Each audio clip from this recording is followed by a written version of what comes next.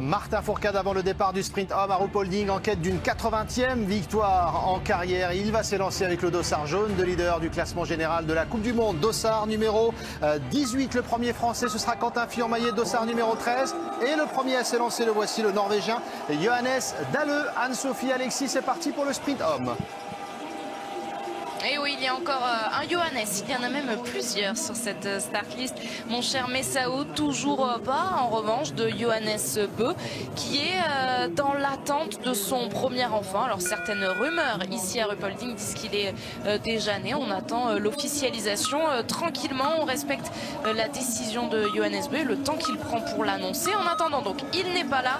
En revanche, il y a du très beau monde sur cette start list. 111 biathlètes sont au départ. Toujours nos 6 Français, Alexis, sur une piste de Ruhpolding qui est comme hier pour les filles, dans des conditions quasi idéales. Il va falloir faire la course parfaite, notamment derrière la carabine, encore ici en Allemagne. Une piste quasi parfaite avec un petit avantage quand même pour les premiers dossards. Jusqu'au dossard 30, on va pouvoir profiter des abords de cette piste où il y a des endroits qui n'ont pas encore été skiés. Et on a les traces de la dameuse qui sont toutes fraîches. Mais pas de souci, hein. Même un dossard élevé sur une course qui va peu évoluer pourra faire une belle course et aller chercher un podium. Donc on va devoir attendre, comme hier pour les filles, jusqu'à la fin de la course. On a vu hier des athlètes comme Sola par exemple qui partaient derrière et qui venaient en fin de course se mettre dans le top 6. Ça risque d'être la même chose pour les garçons, du beau monde et surtout un Johannes Dahle qui vient de partir en tête. Donc là ça va être un super temps de référence. C'est un athlète qui va finir par faire un podium, hein. On le sait, il a le potentiel pour aller chercher un podium sur n'importe quelle course. Il était un peu moins rapide à Oberhof que sur le mois de décembre, mais quand même sur une piste assez facile où il faudra tirer très vite et très bien. Il est capable de le faire, pourquoi pas ce podium. Donc on va la suivre avec attention, cette course de Johannes Dahle. Ouais, grâce à ces bons résultat derrière la carabine, Alexis, puisque vous parliez de ses temps de ski, et bien il vient d'enchaîner quand même 3 courses dans le top 10 avec notamment cette très belle 4e place sur la Mastart. C'était la dernière course que l'on a vécue à Oberhof, mais nous sommes bien à Ruhpolding. Vous reconnaissez ce soleil avec le départ du dossard numéro 5, Lukas Sofer à l'image, qui lui, pour le coup, derrière la carabine en Allemagne, a vécu un véritable calvaire. On espère qu'il fera mieux ici, car comme hier, pour les filles, ça va être du très très haut niveau sur le pas de tir. On le voit là en face de nous, il n'y a pas du tout de vent, ça souffle de manière extrêmement légère vers la gauche, mais c'est plus une masse d'air que du vent. Donc ça va enchaîner, ça va tirer vite, ça va tirer bien, et la victoire risque de se jouer à 10 sur 10. Un 9 sur 10 permettrait de se placer pour la poursuite, mais voilà. Pas grand chose à espérer en dessous de 9 ou de 10 pour les athlètes. Ils le savent quand ils prennent le départ et ça met la pression forcément. Il y en a certains qui vont y penser quand ils seront à 9 sur 9 et qui devront lâcher leur dernière balle. Une preuve, s'il en fallait une, c'est d'avoir regardé la course des filles hier. 10 sur 10 au total, et surtout, eh bien oui, les 5 premières étaient à 10 sur 10 la condition aujourd'hui pour bien figurer. Et puis s'il faut aller chercher une bonne position pour la poursuite, c'est maintenant. La poursuite, justement, je vous le donne, ce rendez-vous, ce sera dimanche à partir de 11h30. Avant cela, on vivra des relais, programme un petit peu particulier ici à Ruhpolding, puisqu'on va faire sprint, relais, poursuite. Demain 13h40 le relais féminin, et puis samedi ce sera à 13h10 le relais masculin. Je disais qu'il y avait des Johannes, Alexis.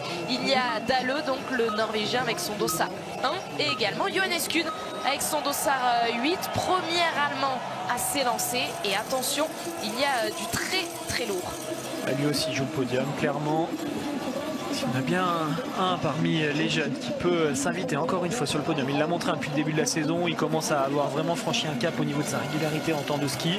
Ça le place du coup très bien sur les courses où il arrive à bien tirer. Alors là, il va quand même devoir jouer avec l'ambiance de la tribune, beaucoup de bruit derrière lui. On a quand même une tribune qui est extrêmement proche des tireurs. Même au Grand Bornand, quand il y avait beaucoup d'ambiance, on n'avait pas une tribune si proche des tapis. Donc les athlètes allemands en général ont fort à faire et il devra rester bien concentré, Johannes Kuhn, pour aller chercher un gros résultat.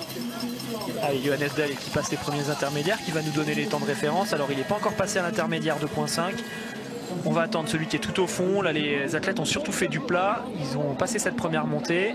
On a un Schuss qui va assez vite avec une une pente qui est très raide. Derrière, on a le temps de récupérer sur un petit bout de plat et ensuite on attaque une montée qui se fait en 2 temps, qui est assez longue, qui est assez difficile, avec un virage au milieu et on redescend ensuite en direction du stade. Alors il y a quand même une montée à gravir entre cette descente et le stade, mais voilà, on va attendre justement cet intermédiaire 2,5 qui est beaucoup plus significatif que cet intermédiaire de 2 km, même si on voit que Simon Eder a déjà perdu 12 secondes sur ce début de course. C'est énorme sur une partie, comme je disais, qui est quasiment plate. Bénédicte Doll est en train de courir pour se mettre dans ce portillon de départ. Bénédicte Doll, il partira avec le dossard numéro 15, premier allemand au classement général. Ils se suivent, les Allemands, justement, avec Doll et également Arne Pfeiffer qui, lui, est 13e.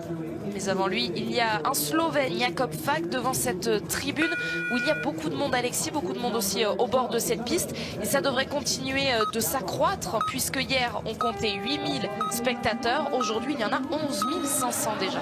Il y a une tribune qui est quasiment pleine ce coup-là, avec vraiment beaucoup de bruit pour les athlètes. Il y a une deuxième tribune qui a été rajoutée en bas de la dernière descente de la piste. Celle-ci ne devrait pas encore être complètement pleine, mais c'est sûr que dès demain, on devrait avoir beaucoup de monde. Allez, c'est au tour de Quentin Fillon-Maillet de s'élancer.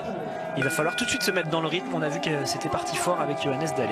Et il doit se rattraper, Quentin Fillon-Maillet, après avoir réalisé ses premières sorties du top 15. C'était la semaine dernière à Oberhof, 19e du sprint, 16e de la mass start. Conséquence, eh bien, il a chuté au classement général de la 3e à la 6e place. On attend beaucoup de Quentin Fillon-Maillet sur des conditions plus faciles aujourd'hui. Alors justement, hier, Alexis, vous parliez de cette piste et de certains biathlètes qui seraient avantagés ou non de par leur qualité physiologique. Elle est pour qui aujourd'hui, la piste de Ruhpolding? À qui elle va le mieux correspondre? Alors la piste du sprint correspond quand même à des gabarits qui sont assez grands. Comme je le disais, il y a une partie plate qui dure longtemps. Et on le voit en général avec un Martin par exemple qui a une belle envergure sur ses plats où on va vite. Il arrive à aller chercher très loin devant avec ses bras, il pousse pendant longtemps sur ses jambes. Donc ça avantage plutôt les grands gabarits. Et par contre la piste de la poursuite, elle correspondra peut-être mieux à des gabarits plus petits, plus légers, comme celui de Johannes Dalle, comme celui de Quentin, car on aura plus de montées sèches. Et ça peut leur permettre de faire la différence. Mais il faut jouer avec ça dès le sprint. Et on verra ce que ça donne sur les temps de ski, si ça se confirme ou pas. Voilà un autre Allemand qui peut être dangereux, il y a du bruit.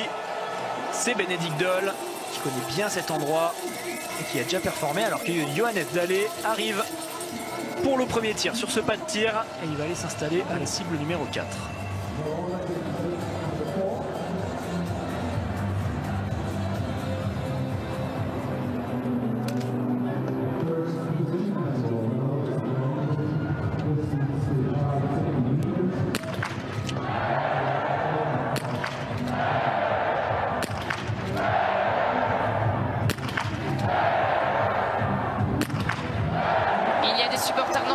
Également ici à Ruhpolding qui peuvent s'enthousiasmer après ce premier plein de Johannes Dalle. Oui, Tarjei l'avait dit dans le passé, hein, c'est des fois un peu le deuxième Oslo ici à Ruhpolding. Il y a tellement de Norvégiens de partout qu'il y a du bruit pour eux aussi. Il y a aussi pas mal de Français.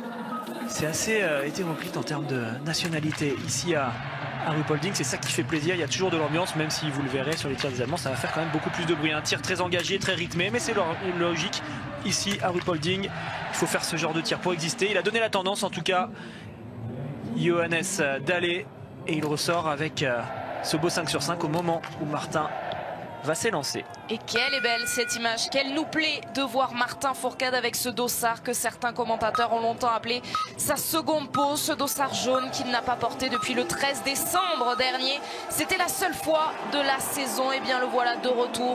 C'est lui le meilleur biathlète du monde et il doit désormais défendre cette couleur, ce jaune, cette seconde peau. Ça passera forcément par une course pleine aujourd'hui. Ouais, il va déjà falloir bien partir sur ce plat, tout de suite utiliser son allonge, ne pas mettre trop de rythme et ensuite dans les montées essayer de gérer dans les 2 premiers tours pour vraiment finir fort. On a eu des filles hier en interview qui nous disaient qu'elles avaient eu du mal à finir.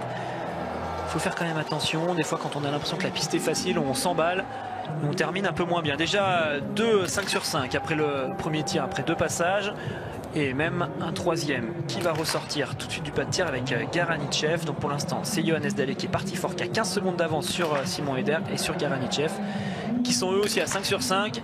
Et Ponsiluoma avec déjà 3 tours, il est out de cette course. Il le sait très bien qu'avec un tel score, même s'il fait un tir debout parfait, il ne pourra plus rien espérer. Et c'est là où c'est dur, il faut essayer de rester mobilisé pour essayer de participer à la poursuite.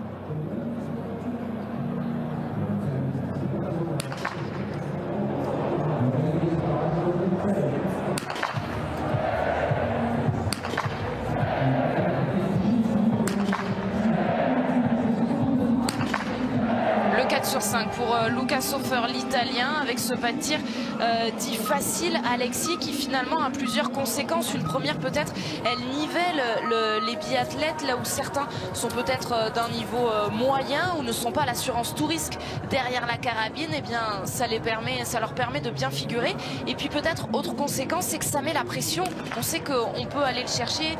Allez, je le mets entre guillemets quand même facilement, le 10 sur 10. On peut aller le chercher plus facilement qu'à d'autres endroits. C'est jamais facile d'aller chercher un 10 sur 10, mais en tout cas, on a moins d'éléments extérieurs qui empêcheraient d'aller le chercher. Donc c'est ça qui est intéressant. Il y a moins de bouger au niveau du vent, il y a moins de pièges sur les tirs couchés qui pourraient vous décaler votre visée et vous faire vous retrouver en dehors de la cible. Par contre, on l'a vu, pas de place à l'hésitation. Des athlètes qui hésitent un peu sur leur première balle se font tout de suite sanctionner. C'était le cas de Luca Sofer, qui est arrivé à reculons sur ce pas de tir. Il avait certainement cette crainte de ne pas aller chercher le 5 sur 5, alors qu'on va se taire pour le tir de Johannes Kuhn. Vous allez voir, là, il va vraiment y avoir de l'ambiance s'il réussit des bons tirs.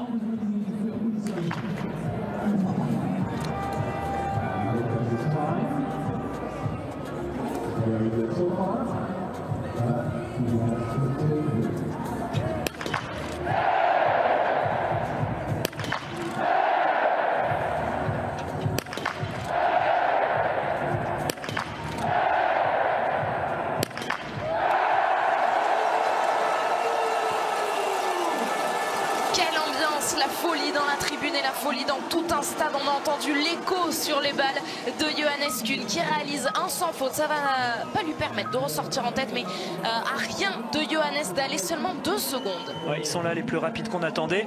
Et oui, on a ce bruit qui se fait de manière non homogène parce qu'en fait ça part du stade ici dans la tribune principale et ça remonte la vallée avec tous les spectateurs qui sont amassés sur le haut de la piste, qui ont des écrans, donc ils ont un petit décalage au niveau du résultat. Et en fait ils entendent les cris de la tribune, les cris juste ensuite. C'est pour ça qu'on a ces cris qui durent pendant très longtemps. Et on a l'impression que ça fait comme de l'écho. C'est agréable à suivre. Et là aussi, il y a un bon tir pour Michael Krachmar. Ils sont beaucoup déjà à ressortir avec le 5 sur 5. Avec le passage de Krachmar, ça fera 7 athlètes sur 9 à 5 sur 5 après le premier tir. Donc voilà, pas besoin de faire beaucoup de calculs, pas besoin de beaucoup chercher là où ça va se jouer sur cette course. Alors ça se jouera peut-être sur le ski, mais quoi qu'il arrive, il faudra être dans les meilleurs tireurs. On va regarder le premier intermédiaire de Martin. On va quand même se méfier car Johannes Dalle est parti très vite. Donc pour l'instant, si Martin se retrouve légèrement derrière, pas d'inquiétude. Quentin Fillon-Maillet vient de passer à l'intermédiaire 2.5 à 1 seconde de Johannes Dalle. Martin va être quasiment dans les mêmes temps. Allez, à 4 secondes. C'est plus difficile pour Johannes Dalle. Il est parti certainement à fond car lui n'a pas d'indication sur ses adversaires vu qu'il est le premier. Alors que Martin peut mieux gérer son effort en fonction des informations que ses entraîneurs vont lui donner tout au long de son évolution sur le parcours. Alors la simulation n'a pas montré la dernière balle pour Dominique Windisch, mais il y aura bien une erreur, un 4 sur 5 comme pour son compatriote Luca Sofer. Quentin qui va arriver dans quelques secondes sur ce pas de tir au moment où Jakob Fak a bien débuté son tir. Un 5 sur 5. De plus sur cette course. Allez, Quentin face aux cibles. Ça bouge très légèrement. Des fagnons qui sont réveillés depuis quelques minutes.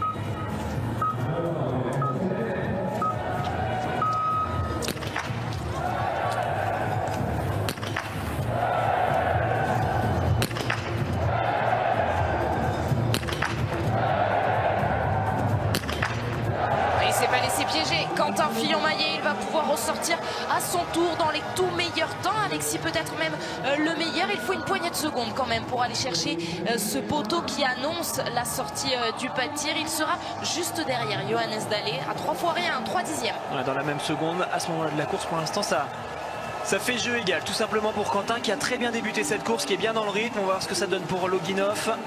Loginov qui était passé à l'intermédiaire avec 3 secondes de retard sur Quentin. Bénédicte Doll, il me semble, vient d'arriver sur le pas de tir. Loginov va chercher là aussi un 5 sur 5. Ils sont vraiment nombreux. Ça va en faire 10 déjà sur ce début de course.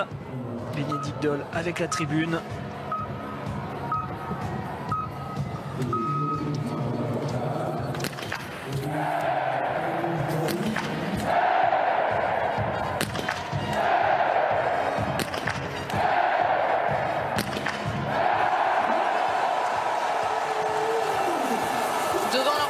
Ils ne sont pas impressionnés, les Allemands. Un nouveau sans faute en la personne de Bénédicte Doll. Pour l'instant, son compatriote Johannes Kuhn est sur ce podium provisoire après le premier tir. Bénédicte Doll est juste devant. C'est vraiment très serré. Pour l'instant, c'est Johannes Dahl qui est donc en tête à la sortie de ce premier tir. Dans la même seconde devant Quentin et à peine 1,7 seconde devant Bénédicte Doll. Tout va se jouer sur les tirs debout comme souvent en biathlon. Et il est déjà là justement, Johannes Dahl pour son tir debout. Cible numéro 16, le dossard numéro 1. Pourrait déjà marquer un gros coup.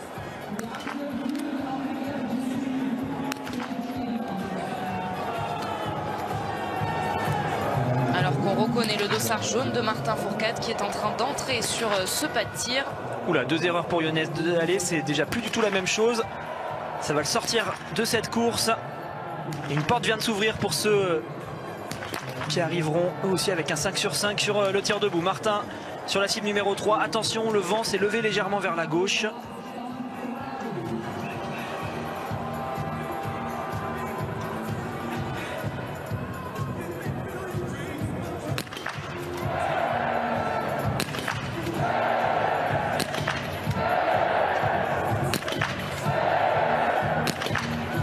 Il maîtrise Martin Fourcade, ça lui permet de ressortir avec un 5 sur 5. Là aussi on parlait d'écart très serré, Alexis. Et bien ça va être la même chose. Martin Fourcade va être devant, mais très peu d'avance. 2 secondes 3 sur Johannes Dahl. C'est fort ce qu'a fait Martin, car il a fait un tir très rythmé, beaucoup plus rythmé que d'habitude. Il a pris du temps sur sa première balle, par contre il a beaucoup enchaîné les balles, alors qu'on a le départ de Pfeiffer qui fait du bruit. Forcément il y aura un peu d'écart entre lui et Martin, ils ne pourront pas skier ensemble. Johannes Dahl ressort seulement de la note pénalité, il a perdu quasiment 1 minute du coup avec ses 2 erreurs. Mais pour revenir sur le tir de Martin, j'ai trouvé qu'il était très engagé, beaucoup plus rapide que d'habitude entre ses balles, pas sur la première mais surtout entre ses balles. C'est bien, il a l'air d'être en confiance et pour l'instant ça le met en tête devant Johannes Dahl, mais Johannes Dahl est sorti de la course donc on va plus le compter. Et c'est donc Quentin Fillon-Maillet pour l'instant qui est 2e derrière Martin. Et ils sont difficiles ces tirs debout, Alexis. On a vu 3 erreurs de la part de Simon Eder, l'Autrichien, qui lui aussi avait réussi un sans faute sur le coucher. Et à nouveau 2 fautes pour Garanitchev sur ce debout. Pas de tir facile, tout le monde se met la pression, tout le monde se dit je dois aller chercher à tout prix un 10 sur 10.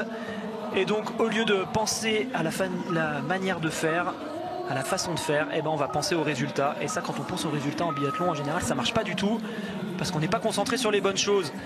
Allez, il y a Lucas Hofer qui va revenir sur ce pas de tir.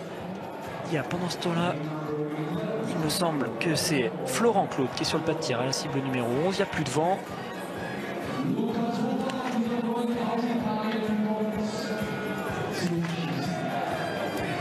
Et Lucas Hofer, il peut prendre la tête provisoire avec les 2 tours de Johannes Dahl, ça pourrait lui permettre de repasser devant le Norvégien.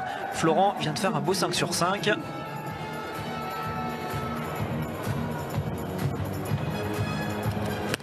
Pidrouchny revient sur le pas de tir, lui qui avait pas de faute sur le coucher. Lucas Hofer passe complètement à la trappe. Ouais, c'est étonnant là de voir ces athlètes qui craquent. On va suivre le tir du coup de Pidrouchny qui lui pourrait ressortir en tête avec un 10 sur 10. Peut-être le premier 10 sur 10 du jour.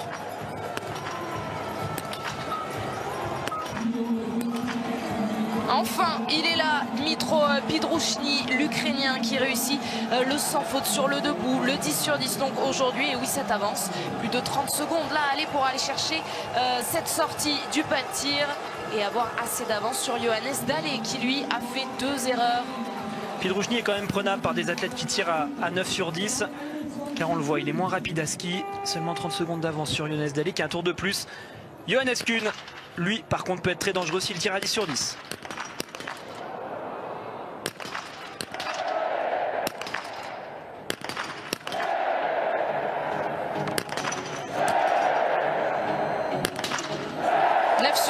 aujourd'hui pour Johannes Kuhn qui doit s'ajouter 150 mètres supplémentaires. Est-ce que ça va tout changer, Alexis? Est-ce qu'on va se dire, bon, finalement, si on est à 9 sur 10, ce sera pas si mal? Ou non, quand même, il faut pas se leurrer, hein. Des 10 sur 10, il va y en avoir aujourd'hui de la part d'athlètes très performants. Il va y en avoir, par contre, chez les très bons skieurs, on voit qu'il y a eu des fautes. Dallé est parti 2 fois sur la note pénalité. Johannes Kuhn le fait 1 fois. Donc il y a de la place, hein, pour les Français pour repasser devant ces athlètes, mais il faudra aller le chercher, ce 10 sur 10, pour être tranquille. Et avec un 9, ce sera la bagarre. On va attendre bien sûr le passage de Doll, on va attendre le passage de Loginov, de Fak, qui sont encore beaucoup avec un 5 sur 5 sur le coucher. Donc c'est loin d'être terminé. Et lui peut aussi aller chercher un 10 sur 10. C'est Kretschmer, mais voilà, à chaque fois qu'on le dit, ça commence mal. C'est souvent la première balle qui est loupée, avec des athlètes qui veulent du coup trop engager. Personne ne veut perdre du temps sur ce pas de tir en se disant les scores vont être élevés. Et quand on regarde bien, pour l'instant, les scores ne sont pas bons. Bien moins bons que ce qu'on avait hier chez les filles. On n'a qu'un seul 10 sur 10. Un 9 sur 10 de Kuhn qui est quand même ressorti en tête devant Pidruchny. C'est ce que je vous expliquais juste avant. Pidruchny, malgré son 10 sur 10, est prenable aujourd'hui car il skie moins vite que pas mal d'athlètes. Martin va se faire rattraper par Pfeiffer qui est dans son premier tour. C'est normal, ils vont pouvoir skier ensemble sur la fin de la boucle, c'est pas mal. On va voir s'il tient son avance. Il avait 2 secondes d'avance sur Johannes Dallé. On vous le rappelle, le Norvégien est parti à la faute 2 fois. C'est surtout par rapport à Quentin qu'on va comparer. Et il est juste derrière. Quentin, justement. Quentin qui devrait revenir dans pas très longtemps sur ce pas de tir pour son tir debout. Et ce sera la même chose pour Bénédicte Doll qui a le dossard numéro 15. Il arrivera juste après Quentin qui a le dossard numéro 13. Le bon début de course, si vous nous rejoignez seulement maintenant, de la part de l'équipe de France, de Martin Fourcade et de Quentin Fillon-Maillet. Pour l'instant, les 2 seuls biathlètes à être passés sur ce pas de tir. Et Quentin est là pour son tir debout. Il va se mettre pas loin de Fak qui peut aller chercher un 10 sur 10. Allez Quentin, il n'y a pas à tergiverser. Faire attention sur cette première balle et sur la dernière. Et le reste, on laisse parler la carabine.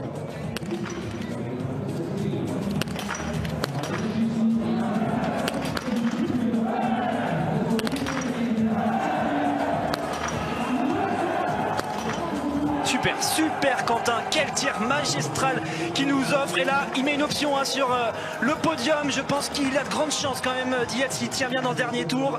Et la victoire, on verra qui c'est qui est capable de venir rivaliser face à lui. On disait qu'il était ressorti de ce top 15 la semaine dernière à Oberhof. Et il est bien là, Quentin Fillon-Maillet, avec 26 secondes d'avance sur Jakob Fak. Après ce 2e tir, ils sont là, les Français. Allez, on continue à se méfier évidemment du reste de cette course. Alexis Matvey-Eliseev est ressorti du premier tir avec un 5 sur 5. Il est derrière Martin Fourcade, devant Quentin. Loginov va jouer quelque chose. Effectivement, Eliseev est parti vite. Il est 2e pour l'instant après le premier tir. Pfeiffer est parti très vite dans le premier tour. C'est normal, il est en point de mire Martin, donc il est parti à fond. Tariebeu est parti vite aussi. Il reste un des clients.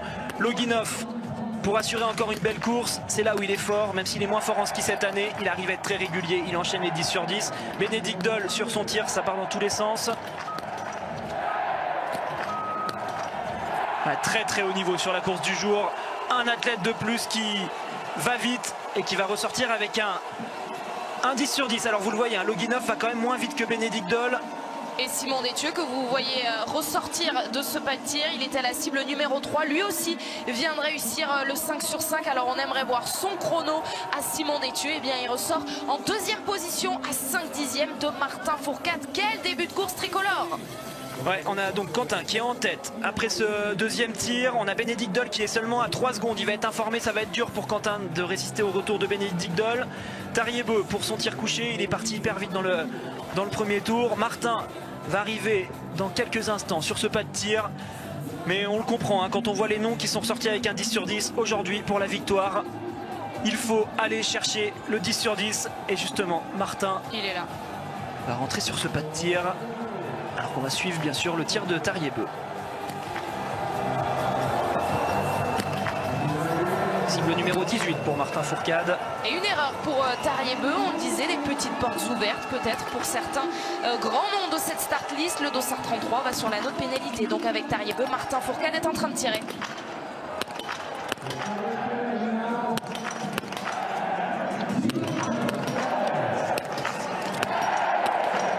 Super. Ah, il est là, le 10 sur 10 de Martin Fourcade. On se demandait s'il allait pouvoir le défendre. défendre ce dossard jaune. C'est le meilleur biathlète du monde aujourd'hui. Il le montre, 10 sur 10.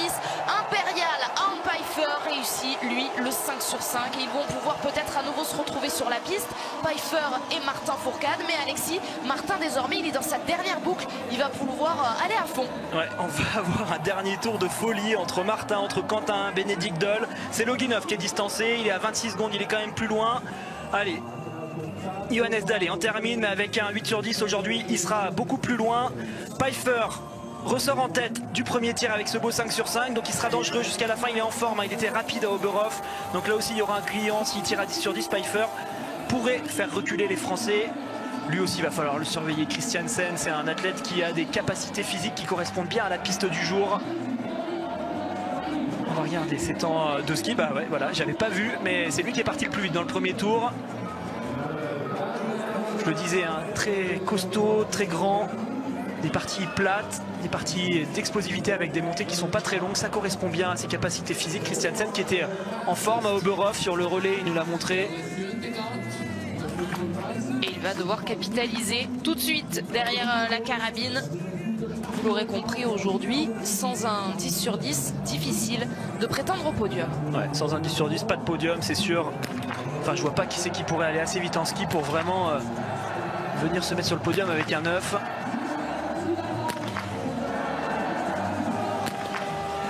Il l'a bien compris, Vetle Christiansen.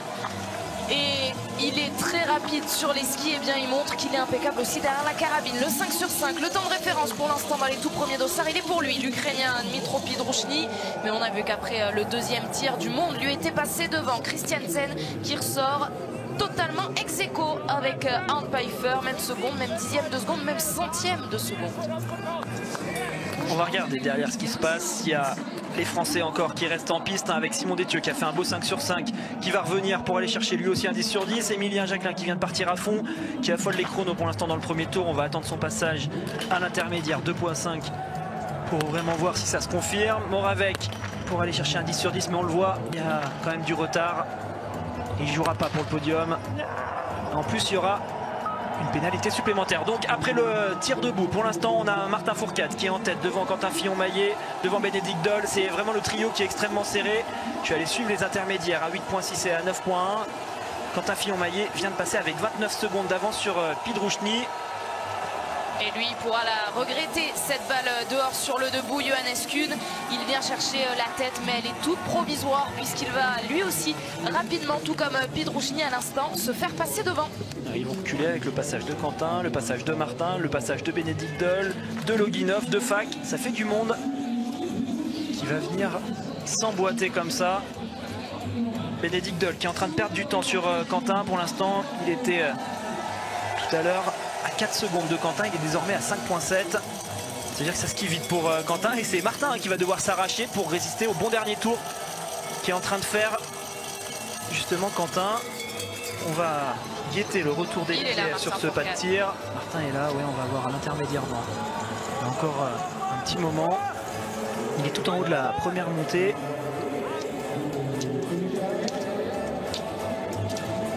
Ah, et Martin qui skie encore bien, là ça a l'air d'être dynamique pour l'instant, il n'est pas écrasé. Il faut bien passer cette bosse. Voilà. On relance bien, c'est là où Martin est fort, c'est sur ses parties plates où il est capable de pousser tout le temps, d'aller chercher loin devant avec ses bras. C'est important d'arriver en tête sur cette ligne d'arrivée car il reste encore des athlètes derrière qui peuvent vous faire reculer. Et même avec un excellent temps de ski, même avec un 10 sur 10, vous pouvez vous retrouver 4e ou 5e de cette course si vous perdez des secondes bêtement dans le dernier tour. Et oui, parce que Martin est seulement dossard numéro 18. Il y en a 111 aujourd'hui. Et attention, eh bien, on a noté beaucoup de monde aussi en fin de start list. Il va donc falloir rester jusqu'au bout. Martin Fourcade, est-ce que ses meilleurs ennemis aujourd'hui, est-ce que ses principaux adversaires vont être les Français? Peut-être Quentin Fillon-Maillet qui est en train d'en finir. Ouais, c'est son adversaire du jour, hein, Martin. Quentin, pour l'instant, il est seulement 1 seconde devant Quentin. Martin, il va falloir qu'il finisse très fort. Allez, Quentin, il faut aller prendre le plus de temps possible. Là aussi, ça va être serré. Bien se placer.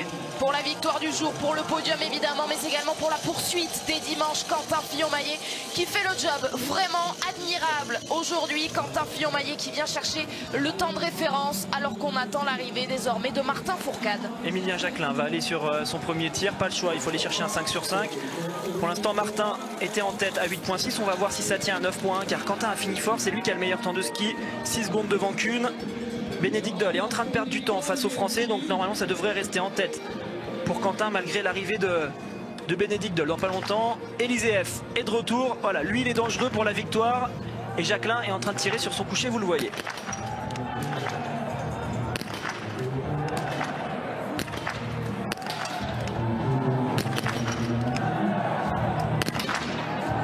Dommage, il a été un peu léger sur cette dernière balle. Il pensait l'avoir mise, il y a eu un 5 sur 5 pour Emilien, ça c'est parfait. Un Français de plus qui va pouvoir jouer devant. Eliseev va devoir aller faire un tour de pénalité. Bénédicte Doll à l'arrivée.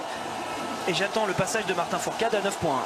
Il est là, Bénédicte Doll, devant sa tribune, toute une tribune qui espère forcément un podium aujourd'hui. Il va chercher cette deuxième place provisoire, il est toujours derrière Quentin Fillon-Maillet. Et Martin a réaccéléré dans ce dernier tour, il a réussi à prendre 3 secondes à Quentin dans la montée tout au fond là-bas.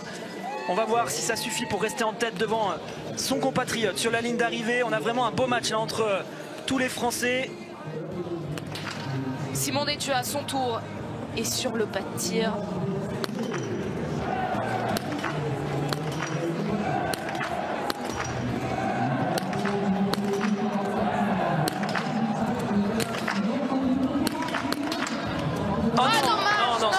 Ça s'est senti avant qu'il tire. Ça s'est senti avant qu'il tire. Il a hésité. Cette dernière balle, il y a pensé. Derrière, il a légèrement relâché son épaule. Et cette balle est dehors. Ah, c'est dommage parce que là, on aurait vraiment eu 3 Français qui pouvaient être aux 3 premières places. Allez, il faut se dépêcher, Simon. On va suivre l'arrivée de Martin. Ça va jouer à rien du tout face à Quentin. Simon, il faut quand même aller à fond pour rester placé pour la poursuite. C'est pas terminé pour ce week-end. Et pour lui, pour Martin Fourcade, eh bien, il fera sans doute mieux que se placer pour la poursuite, aller chercher cette 80e victoire en carrière. Martin Fourcade qui défend aujourd'hui ce dossard jaune de leader du général, le meilleur biathlète du monde, est en train d'en terminer. Il sera devant, il a de l'avance, il est devant Quentin Fillon-Maillet, 3 secondes 1 devant son compatriote. C'est bien ce qu'a fait Martin, c'est bien ce qu'a fait Quentin, ils sont très forts, mais on va quand même vibrer jusqu'au bout. Il y a plusieurs athlètes qu'on va devoir surveiller. Le retour de Pfeiffer, le retour de Christiansen, le retour d'Emilien Jacquelin sur leur tir debout et le retour de Tariebeu. Mais qui avec déjà un tour devrait, quoi qu'il arrive, être derrière. Pfeiffer par contre va s'installer dans quelques instants sur le tapis numéro 17. Et c'est dur pour Tariebeu qui visiblement n'a vraiment pas l'air en forme depuis le début de l'année. Lui qui avait totalement déjoué à Oberhof va devoir aller à 2 reprises à nouveau sur cet anneau de pénalité. Ça se joue peut-être maintenant pour la victoire avec Arne Pfeiffer. Et il est déjà sorti, c'est cruel quand même le biathlon, on y croit. Et une demi-seconde plus tard, c'est terminé. Allez, 2 tours, il ne fera plus partie de cette bagarre. Et Simon Détieux est quand même ressorti 4e de l'anneau de pénalité malgré son 9 sur 10. Il va aller jouer quelque chose de très gros. Alors ça va être compliqué de revenir sur Bénédicte Doll. Mais pourquoi pas rester dans le top 6. Car Eliseev est parti à la faute. Et Loginov et Fak skie moins vite. Le 8 sur 10 aujourd'hui donc pour Arne Pfeiffer. Alexis, c'est d'autant plus réjouissant, mais d'autant plus spectaculaire cette performance des Français. Martin Fourcade, Quentin Fillon-Maillet ont réussi un excellent 10 sur 10. Et surtout, en plus sur la piste, ils ont réussi à faire la différence. Ils ont skié très très vite. On va du coup aller regarder les temps de ski. C'est Quentin qui a le meilleur temps de ski. Dans la même seconde que Martin. Ils sont tous les deux allés très vite. Et ils ont mis 6 secondes à Johannes Kuhn et 11 secondes à Bénédicte Doll, 23 secondes à Johannes Dalle, donc c'est quand même allé extrêmement vite pour l'équipe de France. Ça va être dur de les battre aujourd'hui les Français. Il y avait une cartouche avec Pfeiffer qui s'est auto-éliminé avec un tour de pénalité. Il va rester une belle cartouche avec Christiansen. Il est là justement, Vettel Christiansen. Ah, il a de l'avance.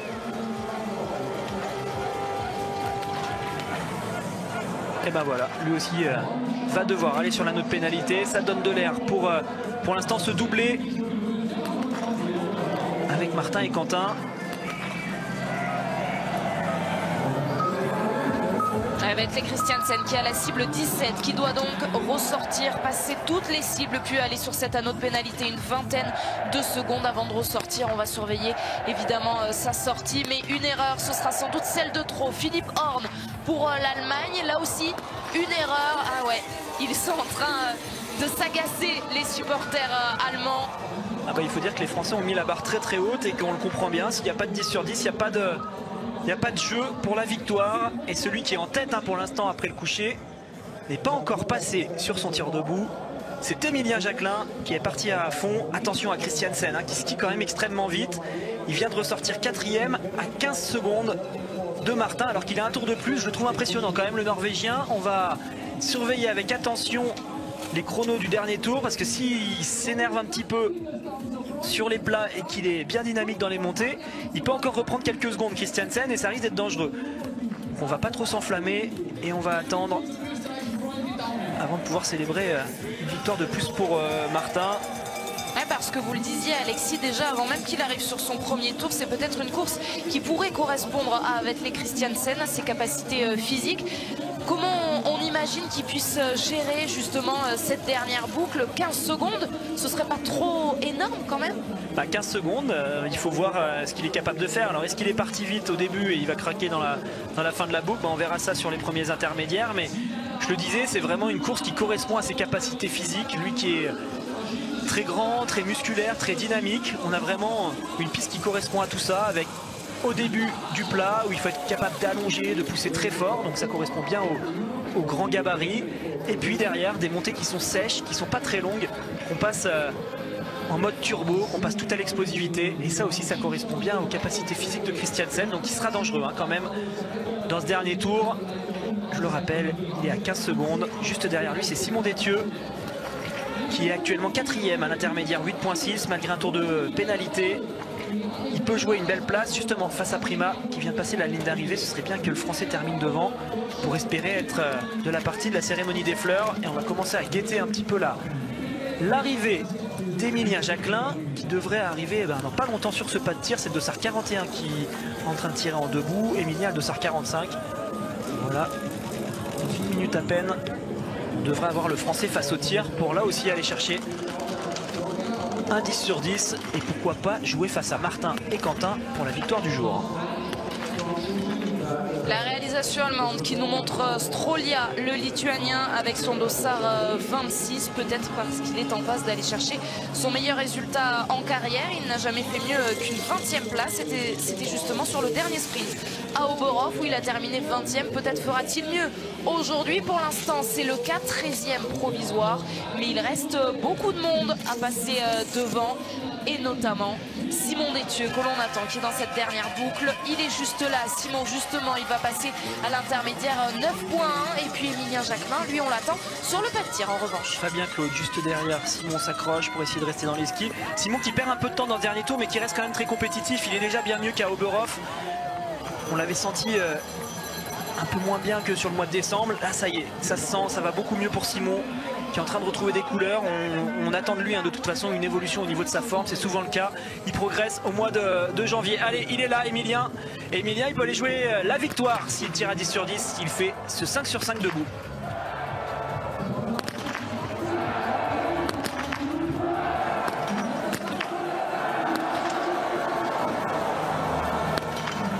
Ah, c'est dommage, là aussi il y aura un 9 sur 10 qui peut le placer. On va suivre sa sortie. Il pourrait ressortir juste devant Simon. Et on a entendu sur les cabines de commentateurs juste à côté de nous, eh bien, un cri de désespoir de la part des commentateurs. Ah oui, elle est rageante, cette balle dehors pour Emilien Jacquelin qui aurait pu aller chercher la première victoire de sa carrière. Simon Détieux, lui, est en train d'en terminer. Le 9 sur 10 également pour Simon aujourd'hui, qui est en train de se battre jusqu'au bout pour aller chercher la cérémonie des fleurs et une belle place sur la poursuite. Aller chercher ce temps de Prima, ce sera bon pour Simon Détieux. 23 secondes 5 derrière Martin Fourcade, toujours en tête, et une 4e place donc qui lui ouvrirait les portes de cette cérémonie des fleurs. C'est super ce qu'a fait Simon là dans cette fin de parcours. Il a repris 2 secondes. Il a le 3e temps de ski, Simon Détieux. Pour l'instant, on a meilleur temps de ski pour Quentin, 2e temps de ski pour Martin, 3e temps pour Simon à 2 secondes. Ils sont tous bien, les Français. Allez, Fabien, allez chercher un 9 sur 10, faire partie de cette belle fête. Pour l'instant, tout le monde est bien. On vient de voir la sortie de l'anneau de pénalité d'Emilien qui vient de ressortir 5e.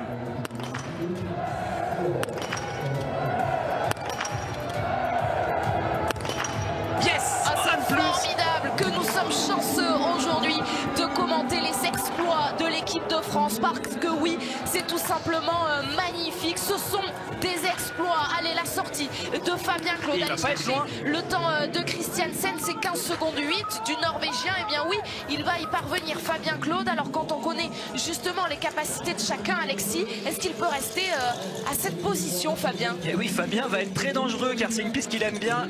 Lors de sa toute première Coupe du Monde ici à Ruhpolding, il avait fait un individuel et il avait eu le meilleur temps de ski de la course. Donc oui, c'est une piste qui correspond à ses capacités physiques. D'ailleurs, je l'ai un peu oublié, Christiansen, dans le dernier tour. Ça va, il a perdu du temps face aux Français.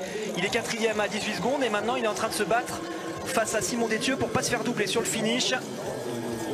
C'est un autre Norvégien qui est là, en la personne de Tarjei Bø, vraiment en difficulté depuis le début de cette année 2020 et en l'absence de son petit frère Johannes Bø, le 7 sur 10 aujourd'hui, qui va placer Tarjei Bø assez loin.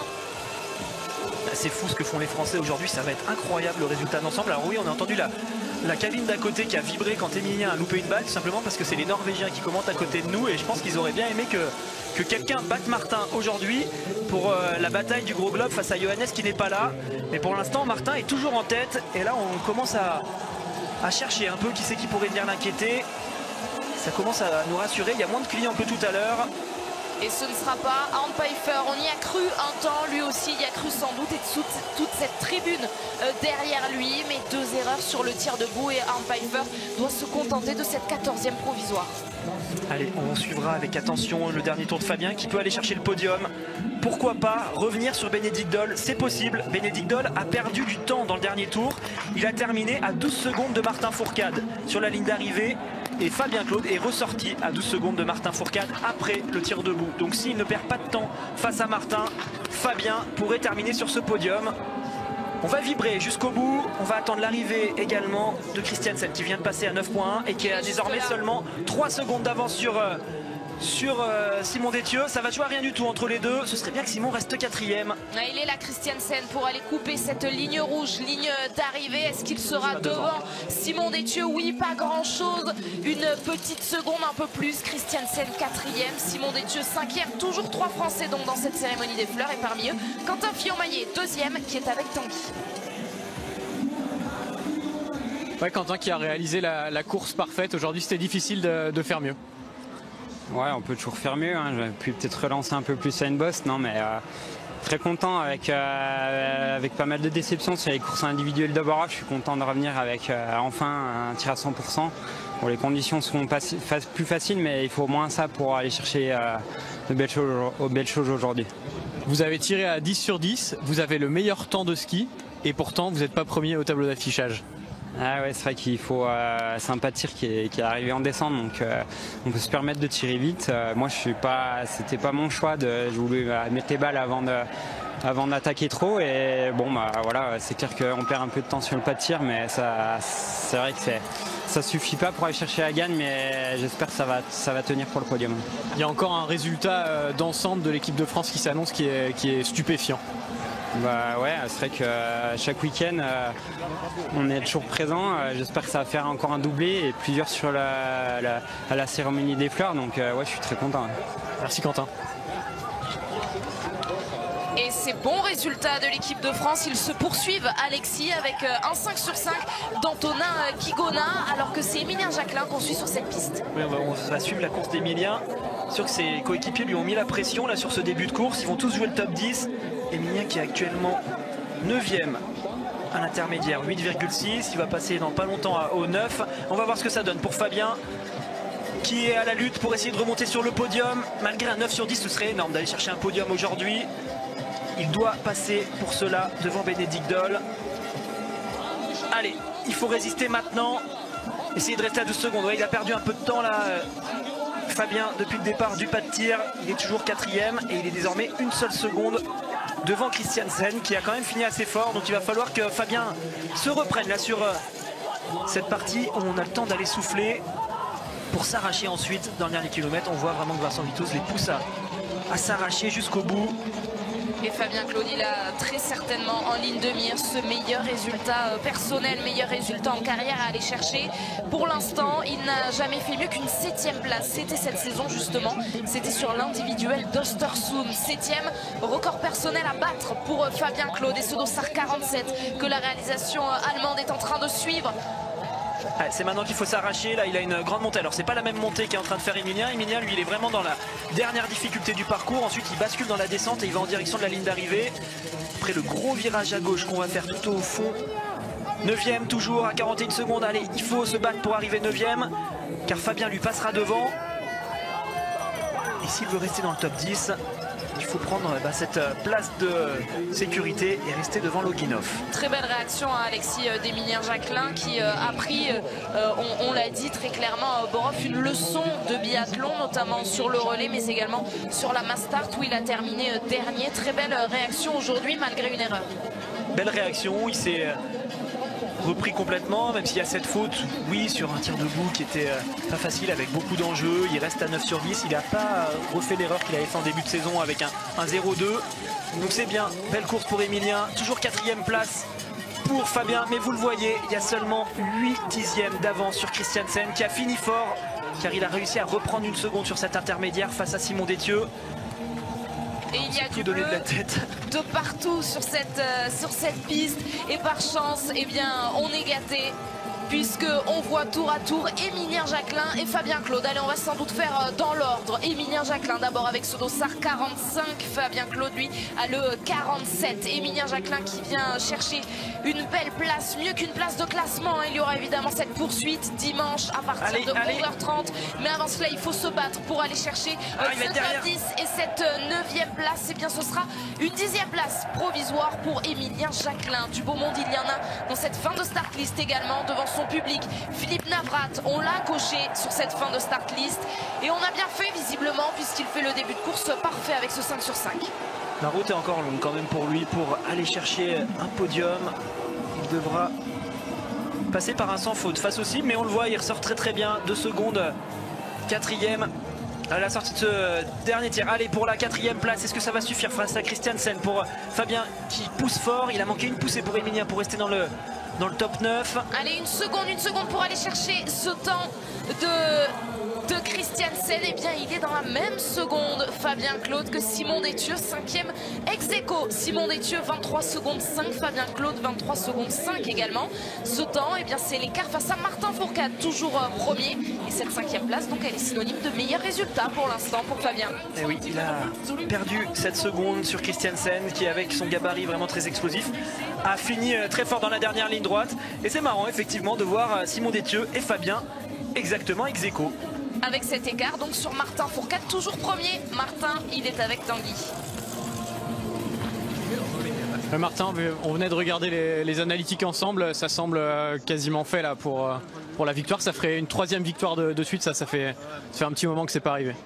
Ouais, ça fait plaisir, c'est une course difficile. J'avais pas des sensations de folie sur les skis, j'ai vraiment dû me faire violence du début à la fin. Après c'est une course de biathlon excellente à l'inverse parce que j'optimise un peu toutes les parties de la course. Le ski n'était pas impérial mais j'ai réussi à gagner un peu de temps sur le tir, à faire le sans faute et voilà, être combatif du début à la fin. Donc je suis content de la course dans mon ensemble, même si j'aurais aimé être un peu plus impactant sur les skis si on veut chercher le diable dans le détail.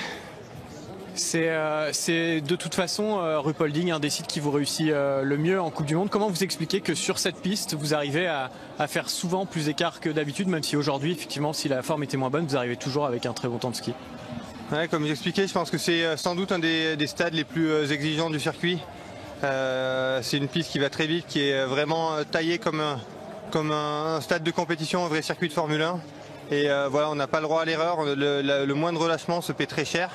Et j'étais super content aujourd'hui d'arriver à faire cette course pleine. C'est un super résultat d'équipe aussi pour la France et on va continuer à savourer ces bons moments et je l'espère à cette 80e victoire, ça serait une belle journée pour un anniversaire. Ouais, juste pour terminer là-dessus, je crois qu'on est à 4 ou 5 Français, peut-être même dans la cérémonie des fleurs, c'est assez incroyable. Ouais, c'est incroyable, on a eu la une de l'équipe pour 4, alors qu'est-ce que ça va être pour 5? Merci Martin. C'est vrai, il y avait eu la une du journal L'équipe lorsque les Français avaient fait un quadruplé exceptionnel. C'était à Östersund et pour l'instant, effectivement, ils sont bien 4 dans les 6 premiers. Alors, il y a 2 Français ex-aequo, 2 Français 5e ex-aequo, mais sur nos tablettes, eh bien, on les affiche en 5e et 6e position. Le 7e, c'est Artem Prima. Et justement, parmi ces 2 ex-aequo, eh bien, il y a Simon Détieux qui est avec Tanguy. Ça s'enchaîne en zone mixte. On a fait une course ensemble. Oui, ils sont ex-aequo et ils ont fait quasiment la même course puisqu'ils ont fait une faute chacun. La forme, elle revient bien, on a l'impression à ski. Vous me disiez il y a 2 jours, en général, je suis moins bien au borough et ça s'améliore au fil du mois de janvier, c'est effectivement le cas. Ouais, ça allait bien aujourd'hui. Après, savoir pourquoi, on sait jamais trop, mais content en tout cas que ça aille bien. Je me suis bien amusé, bien fait plaisir. J'ai fait mon premier tour avec Dol qui était fin énervé. Après j'ai fait un tour avec Fabien aussi, donc tout ça m'a bien aidé. C'est une piste, comme disait Martin, c'est une piste exigeante où il faut être constamment actif et aujourd'hui ça a bien été, donc content d'être toujours là, même si je suis déçu de ma dernière balle. Je me suis repris, j'étais dans un bon mou, ça allait bien et voilà, je me suis laissé prendre par le résultat et du coup elle est dehors et c'est dommage parce que sans ça ça jouait encore bien quoi. Ça veut dire que pendant le tir, il y a un petit message qui est arrivé dans le cerveau qui a dit là, si je mets celle-là, ça peut faire une victoire aujourd'hui. C'est ça qui se passe dans la tête de Simon Détieux à ce moment-là? Bah oui, forcément, même si j'essaye de faire abstraction du résultat la plupart du temps, quand sur la piste tout le long on te dit tu joues devant, tu ressors en tête, tu es dans les temps de Martin, tout ça, forcément on y pense un peu plus. Mais voilà, c'est frustrant parce que ça se joue à rien. C'est une toute petite décision de rien du tout, quoi. Donc voilà, c'est ça. C'est quand même très positif d'être frustré et d'être dans le top 5 à la fin de la course. Ouais, c'est clair. C'est clair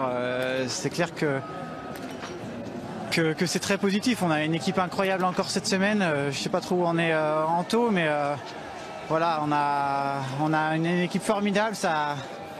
Ça marche pour tout le monde et ça c'est génial pour nous. Merci Simon.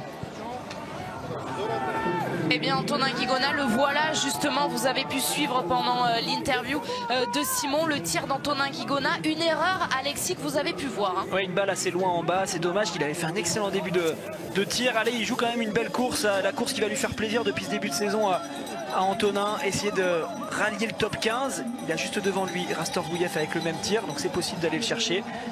Ce serait beau de terminer dans ce top 15 aujourd'hui, ça le placerait idéalement quand même pour la poursuite. Il y aura un coup à faire sur une course à 4 tirs, il va y avoir pas mal d'erreurs, on l'a vu sur les 2 bouts, il y avait de la pression pour tous les athlètes, Simon l'a évoqué. Kanto doit vraiment s'arracher dans ce dernier tour pour aller chercher une belle perf. Allez, ce que je vous propose, c'est marquer une petite page de pub. On se retrouve juste après. Il y a encore de l'enjeu, hein. La dernière boucle d'Antonin Guigona. Et attention à Philippe Navrat qui passe là à l'intermédiaire. On pourra suivre son tir couché, son tir debout. À tout de suite.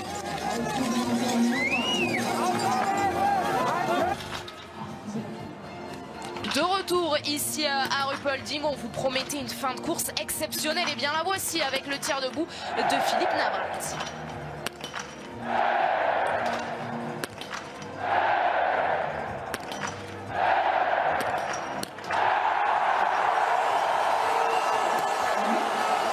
La joie forcément de toute cette tribune ici à Ruhpolding qui a attendu Philippe Navrat avec son dossard 77.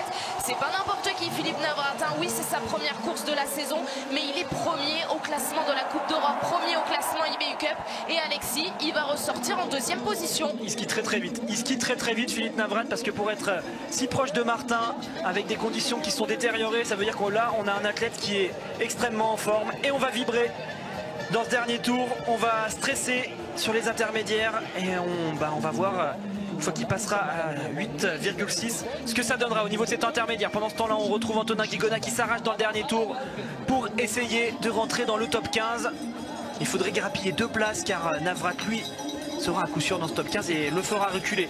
Allez, c'est bien, il est en train de bien se battre là Antonin pour l'instant, qui est passé à l'intermédiaire 8.6, toujours 16e à 44 secondes, mais il y a juste devant lui Rastor Gouyev et Samuelsson qui sont à moins de 2 secondes. S'il finit fort, Antonin, il pourrait grappiller 3 places. Et bonne nouvelle, contrairement à la semaine dernière où Antonin Guigona avait terminé 40e, mais il n'y avait pas de poursuite à Oberhof. Et bien cette fois, il en fera bien partie et surtout, il sera extrêmement bien placé. Si vous nous rejoignez seulement maintenant, si vous n'étiez pas avec nous avant cette pub, et bien sachez que l'équipe de France est encore en train de nous régaler avec le dernier Français engagé, Antonin Guigona. Mais avant lui, accrochez-vous bien, premier Martin Fourcade, deuxième Quentin Fillon-Maillet, 5e ex-aequo Simon Détieux et Fabien Claude, 11e Émilien Jacquelin. Et ça y est, Antonin qui est en train d'accélérer, il est repassé 12e, c'est fort là ce qu'il fait dans le dernier tour. C'est vraiment bien là de le voir avec cette attitude où il s'arrache, où il relance. Alors est-ce qu'il y a encore des athlètes qui pourraient récupérer juste devant lui? Ouais, il y a toujours Logdinov qui est pas loin. Sacrée course quand même de l'équipe de France. Et on n'a pas fini d'avoir des émotions dans ce dernier tour, on vous le rappelle. Philippe Navrat est sur la piste pour sa dernière boucle. Il est seulement 1 seconde derrière Martin à la sortie du tir debout. Il skie très vite. Et il va nous donner des sueurs froides car il peut potentiellement passer la ligne d'arrivée en gagnant et faire reculer Martin et Quentin. On va avoir le temps de parler de lui, puisque Philippe Navrat, première course cette saison, je vous le disais, il profite de l'éviction de Simon Schepp et d'Eric Lesser notamment. Mais avant d'évoquer son cas, eh bien, on va suivre la fin de course d'Antonin Guigona. Allez, le top 15 à aller chercher une position, à aller chercher également pour la poursuite que nous vivrons dimanche à partir de 11h30. Je vous le dis depuis le début de cette course, Antonin Guigona pour aller chercher ce top 15, pour aller chercher une de ses meilleures places depuis le début de la saison. Lui qui fait un début de saison en 2000 teintes, la meilleure performance, c'était 16e sur le Sprinter Filzane. Est-ce qu'il fait mieux? Oui, la 12e place provisoire aujourd'hui. Quelle fin de course de la part d'Emilien. C'est super hein, ce qu'il a fait pour venir chercher cette 12e place. Antonin, pardon. J'étais en train de regarder effectivement les tablettes. Et c'est Emilien qui est juste devant lui. Ils sont quasiment dans la même seconde tous les deux. Ils ont d'ailleurs à 1 seconde près le même temps de ski. Ça y est, on le retrouve, Navrat, qui a perdu du temps et qui a perdu même beaucoup de temps sur ce premier intermédiaire. Il ne devrait plus être dangereux désormais pour le podium car il est à 14 secondes alors qu'il était seulement à 1 seconde. Il a flanché l'Allemand qui est peut-être parti un peu vite et qui profite certainement aussi d'une condition de neige moins bonne sur certaines parties. Je vous l'avais dit, hein, les dossards, les petits dossards, ceux qui partaient avant le dossard 30 étaient avantagés par rapport aux autres sur cette course. Ça a l'air dur là pour Navrat qui est à fond. Il ne devrait donc pas faire reculer Martin ni Quentin. Et on va certainement la voir se doubler. Il était en Slovaquie la semaine dernière, Philippe Navrat, je vous le disais avant la course d'Antonin Guigona. Il était en Slovaquie puisqu'il était sur le circuit B de cette Coupe du Monde en IBU Cup. Et il est là sans doute grâce à cette victoire sur le sprint la semaine dernière. Victoire sur le sprint d'IBU Cup, 2 victoires, 3 podiums depuis le début de la saison qui lui permettent d'être sur la plus haute marche du podium de l'IBU Cup et qui est donc là aujourd'hui, première course de la saison chez les grands, on a envie de dire Alexis, mais ce n'est pas n'importe qui, hein. Du haut de ses 26 ans, on le connaît, il a déjà même signé plusieurs top 10 en Coupe du Monde. Oui, c'est un athlète qui est performant, c'est un athlète qui est bon skieur, même si là on sent qu'il a du mal à finir, hein. Il perd pas mal de temps quand même, il va peut-être même se faire doubler par Fabien, par Christiansen, il risque de terminer peut-être 6e ou 7e, ça va être très serré hein, pour lui pour rester dans ce top 6. Alors attention, s'il termine 5e, il ferait reculer Simon et Fabien qui sont toujours ex aequo à la 5e place. Et il y a eu du bruit dans la tribune puisque c'est un autre Allemand qu'on a également coché lui aussi dans cette fin de start list. Roman Ries avec son dossard 105 qui est ressorti en 15e position à la faveur lui aussi un de plus d'un 5 sur 5. Ouais, pour lui c'était à la sortie du tir couché, donc il restera encore un tir debout pour essayer d'aller chercher un 10 sur 10. Allez, on suit l'arrivée de Navrat qui est un peu moins dynamique par rapport à un Antonin qu'on a vu tout à l'heure qui s'arrachait vraiment pour grappiller des places dans le dernier kilomètre. Là on voit que Navrat est vraiment à fond, qu'il n'en peut plus et il accumule la perte de secondes un petit peu partout. En tout cas on aura quoi qu'il arrive une poursuite de folie quand on voit les écarts, quand on voit à quel point c'est serré. On va vraiment avoir de la bagarre sur cette poursuite, ce sera quasiment une mass start. Alors justement, il sera où Philippe Navrat au départ de cette poursuite? Quelle position va-t-il aller chercher, lui pour qui elle est difficile cette fin de course? Philippe Navrat pour aller chercher une place devant Simon Détieux et Fabien Claude. Eh bien non, il sera derrière, 7e devant Artem Primas. Simon Détieux et Fabien Claude sont toujours 5e ex aequo et participeront donc à cette cérémonie des fleurs. Toujours 1er et 2e, Martin Fourcade et Quentin Fillon-Maillet. C'est un jour exceptionnel pour le biathlon français. C'est un jour exceptionnel avec les 6 Français dans le top 13 pour l'instant. C'est vraiment une course incroyable. Le plus mauvais score, mais c'est pas un mauvais score, c'est un très bon score. C'est 9 sur 10 pour Simon, pour Fabien, Emilien et Antonin. Et 2 10 sur 10 pour Martin et Quentin. Vraiment une très très grosse course. Alors au niveau des dents de ski, ça va très vite également pour la France.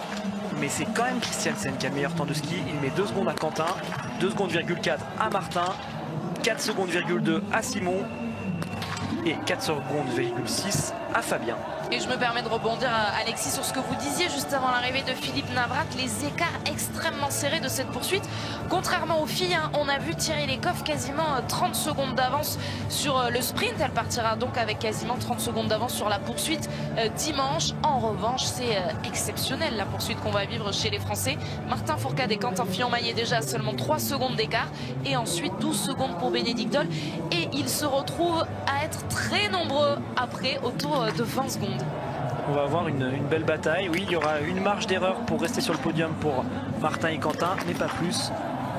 On va avoir des scores qui seront certainement très élevés, avec peut-être un ou deux 20 sur 20, quelques 19 sur 20 et peu de tirs à moins de 18. Donc il faudra vraiment que les Français soient au rendez-vous pour rester devant. Un beau 5 sur 5 pour Khalili, le Russe, qui fait ses armes là sur ses débuts de Coupe du Monde. On le voit, hein, c'est tellement serré à la sortie de ce premier tir qu'il se retrouve malgré un 5 sur 5 en seulement 49e position. On ira compter tout à l'heure les 10 sur 10 pour voir combien il y en a eu. C'est surtout des 9 aujourd'hui qu'il y a beaucoup. Et il est là, le dernier dossard de cette liste de départ de ce sprint masculin, cette deuxième course ici à Ruhpolding. Et lui aussi fait un 5 sur 5, le Slovène Dovzan. Et après ces sprints, il y aura des relais puis des poursuites. Les poursuites, ce sera dimanche, je vous l'ai déjà dit, à partir de 11h30. Les relais, il y aura d'abord le relais féminin demain, 13h40. Et puis le relais masculin, ce sera samedi à partir de 13h10. Mais avant de se projeter sur ces relais dont on pourra parler en fin de course, on savoure cette magnifique course, ce magnifique tir groupé de l'équipe de France aujourd'hui. Et justement, notre tricolore est avec Tanguy. Il s'agit de Fabien Claude.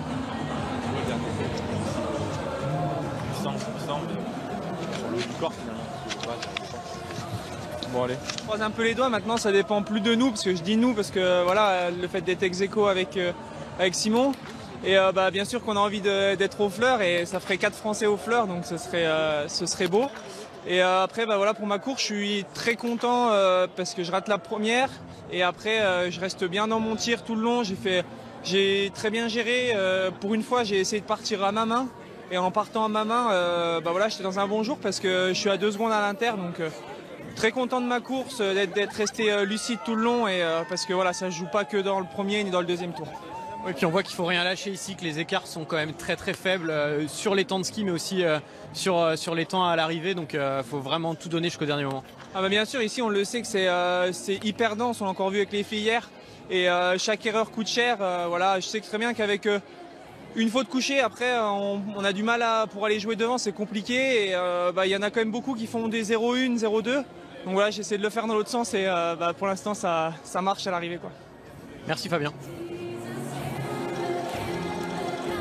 Ça marche, et on va le retrouver dans cette cérémonie des fleurs. Fabien Claude, lui qui portait aujourd'hui ce dossard 47 et qui vient donc chercher le meilleur résultat de sa carrière. Là aussi, Alexis, c'est une récompense du travail de Fabien. C'est difficile sans doute d'être souvent dans l'ombre de ses coéquipiers, mais il avait les armes, hein. Depuis le début, on attendait qu'il assemble tout. Il l'a très bien fait sur cette course, et il montre que lui aussi peut rivaliser avec les meilleurs. On a beaucoup parlé d'Emilien sur ce début de saison, mais oui, il y a un deuxième jeune, entre guillemets, enfin un deuxième athlète qui est capable de rivaliser maintenant avec les meilleurs de l'équipe de France, c'est Fabien.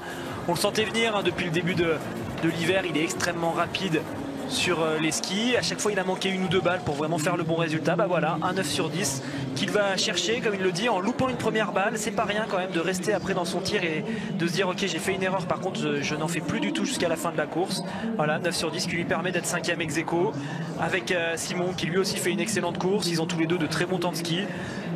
Là aujourd'hui il n'y a pas grand chose à dire à part que les Français ont fait très très fort, qui nous impressionnent et qui continuent ce fabuleux début de saison. On va attendre encore le passage de Ries, l'Allemand, qui va revenir sur ce pas de tir pour le tir debout, mais quoi qu'il arrive, ça fera un résultat d'ensemble exceptionnel. Et on va avoir tellement de choses à savourer dans l'après-course autour de Bessaoud Benterki. Ça nous emmènera jusqu'à 17h30 et l'équipe d'Estelle avec Estelle Denis pour débriefer toute l'actu foot de ce jeudi. Et puis petite surprise aussi avant l'équipe d'Estelle, à 17h, c'est votre nouveau rendez-vous, une petite course vintage de biathlon. Ce qu'on vous propose aujourd'hui pour nous amener jusqu'au relais de demain, c'est le relais féminin de l'an passé, le relais français. Je ne sais pas si vous vous rappelez du résultat, mais ça vaut le coup d'attendre à 17h pour le regarder. Mais avant cela, beaucoup de choses à savourer, beaucoup de choses à dire aussi, Alexis, parce qu'on attend la réactualisation du classement général. Mais si Garance Ferro dans nos oreilles ne s'est pas trompé, eh bien oui, ça devrait faire 3 Français aux 3 premières positions. C'est exceptionnel. Oui, c'est exceptionnel si on a 3 Français aux 3 premières positions, ce qui semble être le cas de ce classement général de la Coupe du Monde. Ce serait quand même une sacrée info et une sacrée chose. Allez, Ries est là, l'un des derniers hommes dangereux de cette start list. Vous le voyez, il est capable d'aller chercher un 10 sur 10, il est capable d'aller chercher un top 10, voire mieux, s'il est capable de terminer fort.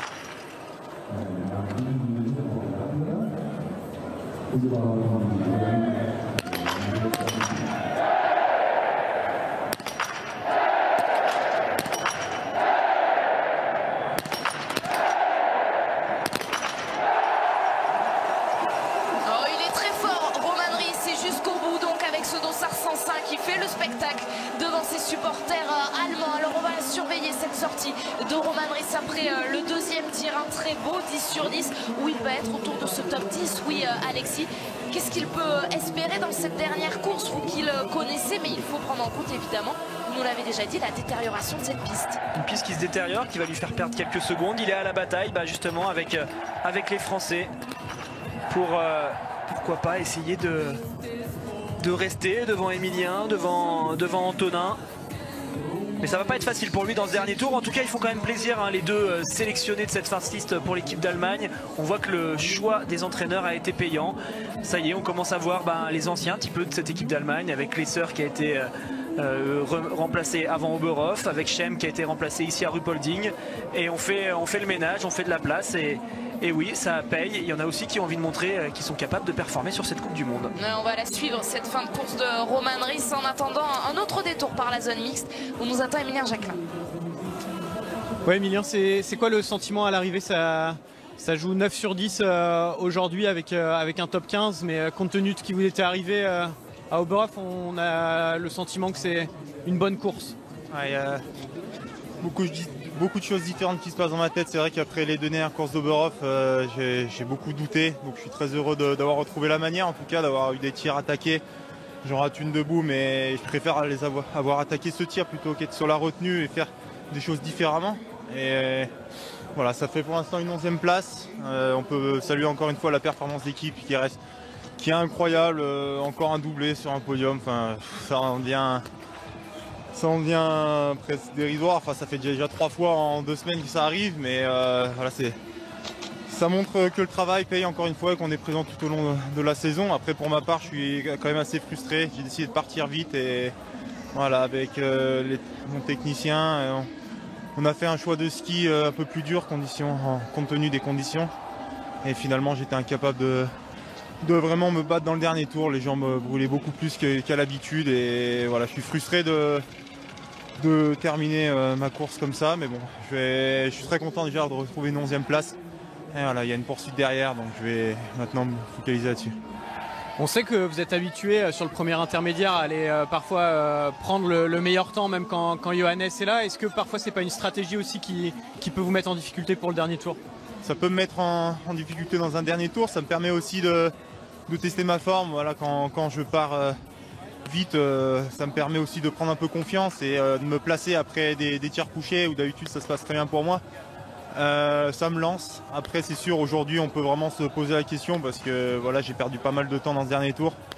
Mais voilà, c'est pas une excuse, mais aujourd'hui on s'est trompé de dossier avec mon technicien, je pense. Et voilà, c'est dur de faire un gros dernier tour, mais j'en reste pas moins convaincu que je dois continuer dans cet axe-là et les derniers tours, ça passera comme à Oberhof, le sprint de la semaine dernière. Merci Emile. Et il aura une nouvelle chance de montrer que ça passe. Émilien Jacquelin, ce sera évidemment dimanche sur les poursuites. Ce sera une chance du point de vue individuel. Il y aura évidemment les relais avant samedi à partir de 13h10, le relais masculin. Avant ça, on vit la fin de cette course, de ce sprint masculin. Mais tant de choses à dire du côté de l'équipe de France. Alexis, déjà Martin Fourcade, 80e victoire. Donc il consolide ce dossard jaune de leader du général. C'est lui, le meilleur biathlète du monde. Oui, c'est Martin le meilleur biathlète du monde, mais j'aimerais quand même revenir sur l'interview d'Emilien qui est très intéressante. C'est important d'analyser ce qu'il a essayé de nous expliquer. Emilien maintenant nous a prouvé qu'il était capable de faire de très belles choses. Il nous a prouvé qu'il était capable de monter sur le podium plusieurs fois dans une saison. Maintenant l'enjeu pour lui, c'est d'acquérir de l'expérience pour pouvoir devenir régulier et y être de plus en plus souvent sur ce podium. Donc on l'a vu sur le relais, il y avait une petite erreur de stratégie, il l'a expliqué qu'il était peut-être parti trop vite. Là on le sent qu'avec son technicien ils ont fait une erreur au niveau du choix des skis. Donc là aussi c'est très intéressant, c'est des erreurs que Martin a fait dans le passé par exemple, c'est des erreurs qu'ont fait les autres dans le passé, Simon, Quentin. Et petit à petit, au fur et à mesure des courses, on apprend à limiter ce genre d'erreurs en se disant bah tiens, oui il y a des skis durs, le fond est dur, mais peut-être que je ne serais pas capable de l'emmener dans le dernier tour. Donc on fait ces changements et c'est ça qui permet par exemple à Martin, tout à l'expérience, de récupérer ce dossard jaune, de rester et de redevenir le meilleur biathlète du monde. On voit que Martin était malin aujourd'hui, il a senti que face à Quentin il y avait un gros combat sur les skis, qu'il était peut-être pas en mesure de faire la différence de ce côté là. Donc il a accéléré notamment sur son tir couché. Martin il a un très très bon tir, il a un très très bon temps de tir sur son tir couché et ça c'est pas quelque chose qu'il a tout le temps. Martin Fourcade victorieux donc aujourd'hui, mais quelle course de tous les Français, et notamment également d'Antonin Guigona qui a sans doute retrouvé le sourire, Tanguy. Ouais, Antonin il a retrouvé le sourire, mais il vient de me glisser qu'il était encore dernier français. Bah ouais, faut bien que je sois un peu négatif. Et je suis assez content de ma course, il y avait extrêmement beaucoup d'envie aujourd'hui et c'est ce qui me fait rater cette dernière balle debout. C'est frustrant, mais bon, je vais garder quand même ces 90% de balles qui sont dans la cible. Un résultat qui me va plutôt bien. À revenir dans le top 15, c'est cool. C'est mon meilleur résultat de l'année. J'avais une 16e place. Donc je l'apprends, je suis content. Il y a une poursuite là, à laquelle je vais pouvoir participer. Et puis ouais, je vais être bien un peu plus dans le match que sur les dernières poursuites que j'ai faites. C'est vraiment cool. Ça va être une poursuite avec des écarts très faibles parce que vous êtes 13e mais qu'à 45 secondes je crois, donc tout est vraiment possible. À Ruhpolding c'est souvent très serré et avec des tirs propres et rapides parce que c'est un pas de tir on arrive plutôt en descente, donc ouais, ça envoie du gros. Sur la poursuite on va arriver tous groupés, ça peut ressembler un peu à une mass start et ça va être vraiment du combat, de la confrontation comme j'aime bien. Il va falloir tenir bien la carabine. Merci. Ça promet pour la poursuite de dimanche. En effet, deux poursuites, poursuite féminine et masculine évidemment. Avant ça, on va débriefer cette course exceptionnelle, ce jour exceptionnel, Alexis, pour le biathlon français. Alors j'étais en train de faire les calculs tout en écoutant Antonin Guigona. Je compte 22 10 sur 10 aujourd'hui, si mes calculs sont bons, mais pourtant beaucoup de biathlètes de très haut standing ont loupé une balle. C'est ce que vient de dire Antonin Guigona, parce qu'il y avait parfois aussi trop d'envie, ce sont ces mots. C'est vrai que quand on regarde bien, il y a ces 10 sur 10, mais il y a surtout beaucoup de 9 sur 10. Ça montre, oui, ce que vous dites Anne-Sophie, qu'il y avait de la pression dans la tête des athlètes au moment où ils se rendaient compte qu'ils étaient en train de faire une belle course. Et on a vu beaucoup de dernières balles loupées. C'est le cas par exemple avec Simon également, qui a raté sa dernière balle au moment tout simplement où il prend conscience que s'il met cette 10e balle dans la cible, eh ben, il sera en mesure de jouer le podium. C'est pas forcément la pression, mais ça peut être une pensée parasite, une déconcentration et tout de suite la balle est dehors. L'arrivée de Roman Ries qui n'inquiétera pas les 6 Français engagés aujourd'hui, puisqu'il va être au-delà de la 13e place d'Antonin Guigona. Roman Ries 19e aujourd'hui, et je vous rappelle donc le classement des Français. Victoire pour Martin Fourcade qui va pouvoir partager ce podium avec Quentin Fillon-Maillet 2e. Nous aurons 4 Français dans cette cérémonie des fleurs, puisque 2 d'entre eux sont arrivés ex aequo à la 5e place. Simon Détieux, mais également Fabien Claude qui signe aujourd'hui sa meilleure performance en carrière. Emilien Jacquelin 12e et meilleure performance de la saison aussi pour Antonin Guigona en 13e place. Il va y avoir beaucoup de choses à fêter, je crois, ce soir, Alexis. D'abord dans le quart des techniciens, puis à l'hôtel de l'équipe de France. C'est incroyable, ce résultat d'ensemble est vraiment incroyable. Premier, deuxième, 5e, 12e, 13e. Ils sont tous là, les 6. Il n'y a pas besoin de descendre pour aller chercher le dernier Français de la journée. C'est Antonin, 13e à 46 secondes. On va voir également une poursuite de folie dimanche. On verra qui c'est qui va participer au relais qu'il va y avoir entre les deux. Mais quoi qu'il arrive, on peut vraiment les féliciter, cette équipe de France. Ces athlètes de l'équipe de France, parce qu'ils ont fait quelque chose d'incroyable. On peut aussi dire bravo aux Ukrainiens, malgré tout, qui sont quand même bien placés sur cette course, avec Prima qui est 8e et Pidrouchny qui est 10e. Ils seront dangereux tous les deux sur la poursuite. Et puis on attend que le classement général se réactualise, mais on a déjà sorti les calculettes en régie du côté de Paris. On peut vous le dire, les 3 meilleurs biathlètes du monde vont être français. On attend qu'il se réactualise ce classement. Martin Fourcade, Simon Détieux et Quentin Fillon-Maillet. Martin Fourcade donc qui signe une 3e victoire d'affilée, Alexis, après le sprint et la mass start d'Oberhof. Il signe aussi un doublé de 2 sprints d'affilée. La dernière fois qu'il avait fait ça, c'était en décembre 2016, le sprint de Pokljuka, puis le sprint de Nové Město. On a l'impression que c'était il y a une éternité. Martin Fourcade est de retour au meilleur niveau. Il a été très très fort, Martin, aujourd'hui, pour se battre face à Quentin, qui a fait vraiment une course de très très haut niveau. Quentin n'a rien à regretter, il a fait une course fabuleuse, et c'est juste que Martin a peut-être été plus stratégique, il l'a joué à l'expérience en accélérant son tir là où Quentin a voulu assurer. Ça se joue à rien du tout, au final sur la ligne d'arrivée il y a à peine 3 secondes, mais il fallait vraiment que Martin soit absolument extraordinaire aujourd'hui pour battre un Quentin d'aussi haut niveau. Et je peux vous le dire, désormais, il est sous mes yeux, ce classement général du biathlon mondial. Martin Fourcade, 447 points. Simon Détieux, 2e, 392 points. Quentin Fillon-Maillet, 3e, 382 points. Mesdames et messieurs, nous sommes le 16 janvier 2020 et les 3 meilleurs biathlètes du monde sont français. Et on va en profiter dans un débrief exceptionnel. Anne-Sophie, victoire de Martin Fourcade, la 3e consécutive. Devant Quentin Fillon-Maillet, ils sont 4 Français à participer à la cérémonie des fleurs qu'on va vivre en direct, bien sûr, juste après une courte pause. Une course d'anthologie à Ruhpolding dans la foulée avant l'équipe d'Estelle. Restez bien avec nous. Le biathlon de retour après une courte pause.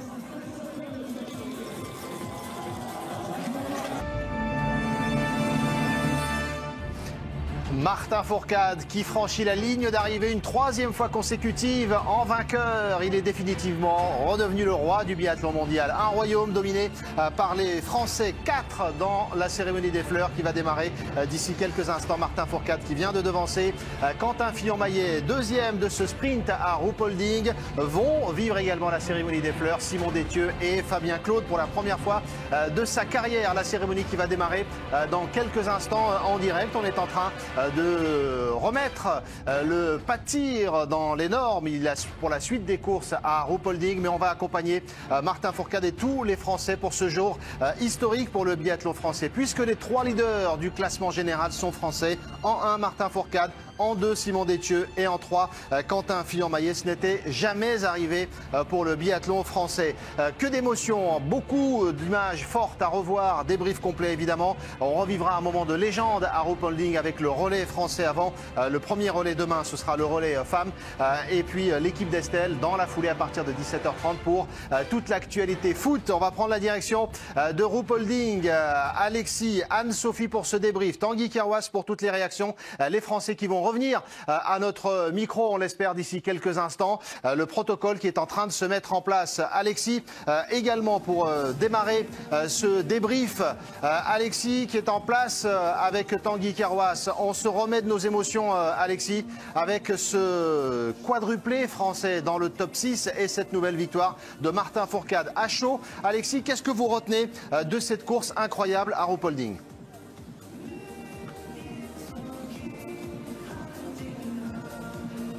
Est passé à travers de cette course, qu'il y a eu des athlètes que sont Martin et Quentin qui ont été capables d'aller jouer la victoire, d'aller jouer devant pour vraiment être sur le sommet de ce classement. Et puis les autres ont assuré pour rester placés, pour croire encore à un podium sur la poursuite, pour rester classés dans ce top 15, dans ce top 5. Enfin voilà, une course fabuleuse avec des émotions dans tous les sens et il n'y en a pas un qui nous a déçus aujourd'hui. Vous êtes dans le biathlon depuis de si nombreuses années, Alexis. Est-ce que les moments que vous êtes en train de vivre sont uniques avec cette équipe de France?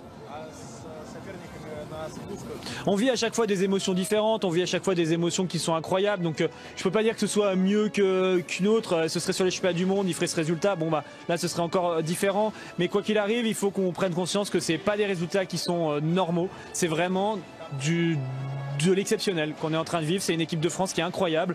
On l'avait dit au début de la saison, enfin en tout cas je m'étais avancé en disant que je pensais que c'était la plus grosse densité qu'on avait jamais eu en équipe de France cette saison. Bah voilà, ils nous le prouvent hein, avec des résultats collectifs à chaque fois sur toutes les courses qui nous impressionnent. Et un Martin qui rivalise face à Quentin, les deux sont au-dessus du lot aujourd'hui, les autres qui sont là à la bagarre, enfin c'est vraiment encore une fois quelque chose de pas normal et ça faut s'en rendre compte. De pas banal, il faut en profiter et on profite en attendant de la cérémonie des fleurs. 4 Français dans cette cérémonie, en direct avec vous Anne-Sophie et on continue le débrief.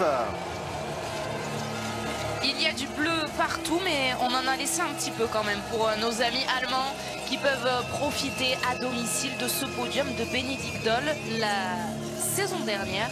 Au même moment, ici à Ruhpolding, il était déjà 3e, mais c'était derrière 2 Norvégiens.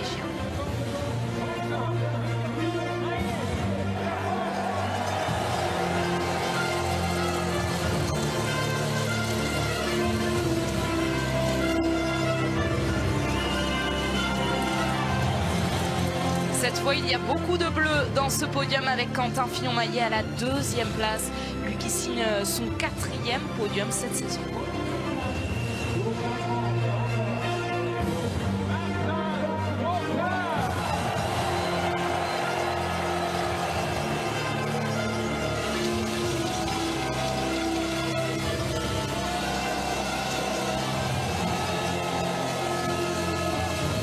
Elle est là, la 80e victoire en carrière de Martin Fourcade devant de nombreux Français. Emilien Jacquelin le disait, il y a beaucoup de tricolores ici, beaucoup de supporters. Eh bien, ils vont pouvoir en profiter. Quel cadeau vient de leur faire l'équipe de France aujourd'hui avec un podium exceptionnel. 2 Français sur cette boîte, un Martin Fourcade, 2 Quentin Fillon-Maillet.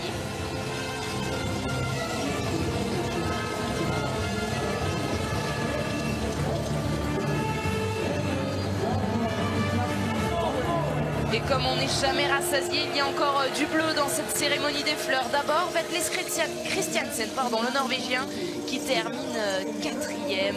Et puis derrière, c'est un score ex aequo, la 5e position. Ils vont pouvoir s'avancer ensemble. Et oui, Simon Détieux 5e, qui participe à une nouvelle cérémonie des fleurs. La 6e cérémonie des fleurs en 10 courses pour Simon Détieux, c'est tout simplement exceptionnel. Il est désormais 2e au général et puis c'est exceptionnel aussi pour Fabien Claude qui participe donc pour la première fois de sa carrière à cette cérémonie des fleurs avec cette 5e place. Ils sont en train de se disputer qui est 5e, qui est 6e. Et bien c'est un score ex aequo pour notre plus grand bonheur.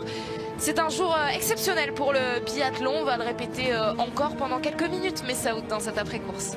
On va le répéter et on va en profiter en direct parce qu'il y a 4 Français dans les 6 avec le vainqueur du jour Martin Fourcade, mais les 6 Français engagés sont tous dans le top 15 puisqu'Emilien Jacquelin est 12e et Antonin Guigona 13e. C'est sa meilleure performance cette saison. On va d'abord mettre en avant la nouvelle victoire de Martin Fourcade, la 80e de sa carrière et on évoquera tous les temps forts des Français dans ce débrief avant de revivre un relais de légende à Ruhpolding. L'équipe d'Estelle dans la foulée pour toute l'actualité foot. Ces images dont on profite. Et en plus, Alexis, on est à Ruhpolding. Si ça, c'est pas une journée marquante pour le biathlon français, c'est l'un des sites préférés des biathlètes.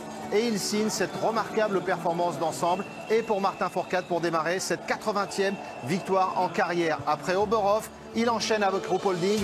Et ça, c'est très fort de la part de Martin Fourcade, Alexis. Oui, je trouve que c'est fort aujourd'hui de la part de Martin d'avoir réussi à battre Quentin Fillon-Maillet, qui pour moi a fait une course extraordinaire. Martin a réussi à aller chercher cette victoire. Alors déjà en tirant un peu plus vite sur son coucher que d'habitude, et surtout au fond de la boucle, là-bas derrière, il a été capable de réaccélérer alors qu'on pensait que Quentin avait fini très fort. Mais pour moi, j'ai pas envie en fait de dire aujourd'hui Martin était plus fort que Quentin, même si oui, bien sûr, il est devant. C'était deux courses à deux moments différents. Ils ont tous les deux été exceptionnels et il faut quand même le dire, hein, Quentin a fait quelque chose de très grand et je pense quand il a passé la ligne d'arrivée, il s'est dit tiens, je l'ai peut-être gagné celle-là. Finalement, Martin était encore plus fort. Quentin Fillon-Maillet 10 sur 10, Martin Fourcade 10 sur 10 également. Ça veut dire que c'est la preuve encore une fois, Alexis, qu'on a retrouvé du très grand Martin Fourcade. Il a su se faire mal sur les skis et sur le pas de tir, il a été plus rapide que Quentin. Il a été encore une fois très bon biathlète, c'est ce qui lui manquait, enfin c'est ce que j'arrêtais pas de dire depuis maintenant une saison et demie où je trouvais que Martin associait moins bien le ski et le tir. Aujourd'hui, il est toujours capable de skier très vite, mais il a senti que par rapport à Quentin, d'aller vite en ski, ça suffirait peut-être pas. Donc il a réaccéléré son tir, il allait jouer sur un autre tableau pour pouvoir grappiller quelques secondes. Au final, on voit que ça se joue à peine 3 secondes, donc il fallait pouvoir prendre pourquoi pas 1 seconde sur le pas de tir, 1 seconde sur les skis et 1 seconde dans la remise au dos de la carabine. Et ça suffit à avoir 3 secondes sur la ligne d'arrivée, mais il fallait bien ça pour, encore une fois, battre Quentin qui a été lui aussi fabuleux. Avant le Grand Bornand, Alexis, on guettait les signes du renouveau de Martin Fourcade. Aujourd'hui, on est passé à la vitesse supérieure, à l'étape supérieure, où on guette les signes de Martin Fourcade au top niveau et en patron du biathlon. C'est ça la grande différence? Je trouve qu'on sent surtout que Martin est à nouveau dans cette position où il défend du mieux qu'il peut son dossard jaune et où il maîtrise cette défense du dossard jaune. On l'a vu aujourd'hui à son affaire, concentré. Il savait que ça allait être une course difficile. Il a vu qu'il y avait un très haut gros niveau quand il est parti sur les premiers tirs. Donc il y avait des choses à ne pas négliger. Il fallait vraiment être concentré de bout en bout et c'est là où il est bon, comme on le disait hier, c'est dans cette défense du dossard jaune que Martin excelle et pour l'instant il le sait. Il n'y a pas Johannes, c'est la décision de Johannes, hein. C'est pas de la faute de Martin, c'est de la faute de personne. Johannes est grand, il prend ses décisions lui tout seul, en tout cas il n'est pas là. Martin le sait, il faut engranger des places au classement général. Face à lui il y a une très belle adversité en équipe de France, donc il faut battre aussi les collègues, les amis, les coéquipiers et aujourd'hui il fallait se défaire de Quentin pour aller prendre malgré tout quelques points qui pourrait faire la différence en fin de saison face à Johannes. C'est vrai, c'est important ce que vous dites, Alexis, par rapport à l'absence de Johannes Beu. Pour celles et ceux qui feraient des raccourcis en se disant il gagne parce que Johannes n'est pas là. Mais sauf que c'est pas si simple. Si c'était aussi simple, ce serait peut-être un autre qui gagnerait à la place de Martin. Martin Fourcade gagne parce qu'il est redevenu le meilleur, tout simplement. Oui, on l'a vu sur le début de saison. Martin n'était pas deuxième à chaque fois derrière Johannes. Des fois, il était cinquième, des fois, il était sixième, des fois, il était simplement dans le top 3 ou 4. Là, il a vu qu'il y avait une porte qui s'était ouverte avec l'absence de Johannes et il en profite pour redevenir vraiment le meilleur. Effectivement, il pourrait vite terminer deuxième, troisième. Aujourd'hui, ça se joue à rien du tout, hein. Il lâche un peu dans le dernier tour, il se retrouve derrière Quentin, il est deuxième, c'est déjà plus la même chose. Donc oui, il y a ça à prendre en compte, c'est que ok, Johannes n'est pas là. Donc comme ça, je le rappelle, hein, parce que c'est vrai que certains font des raccourcis et disent il gagne parce que Johannes n'est pas là. Non, Martin gagne parce qu'il gagne les courses, tout simplement. Johannes n'est pas là parce que c'est son choix. Dans le passé, Martin a vécu ça et on va justement lui pouvoir évoquer ce genre de choses. J'ai quand même envie d'en profiter pour le féliciter, parce que je l'ai pas encore vu depuis la cabine.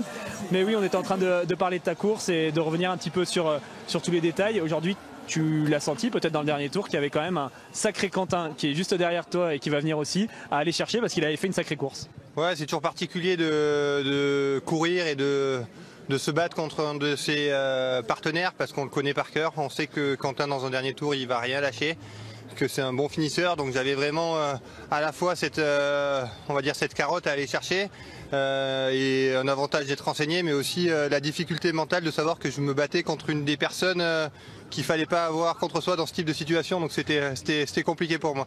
On te voit notamment reprendre dans le dernier tour 3 secondes sur l'intermédiaire qui est tout au fond, donc sur la grande montée qui monte en virage.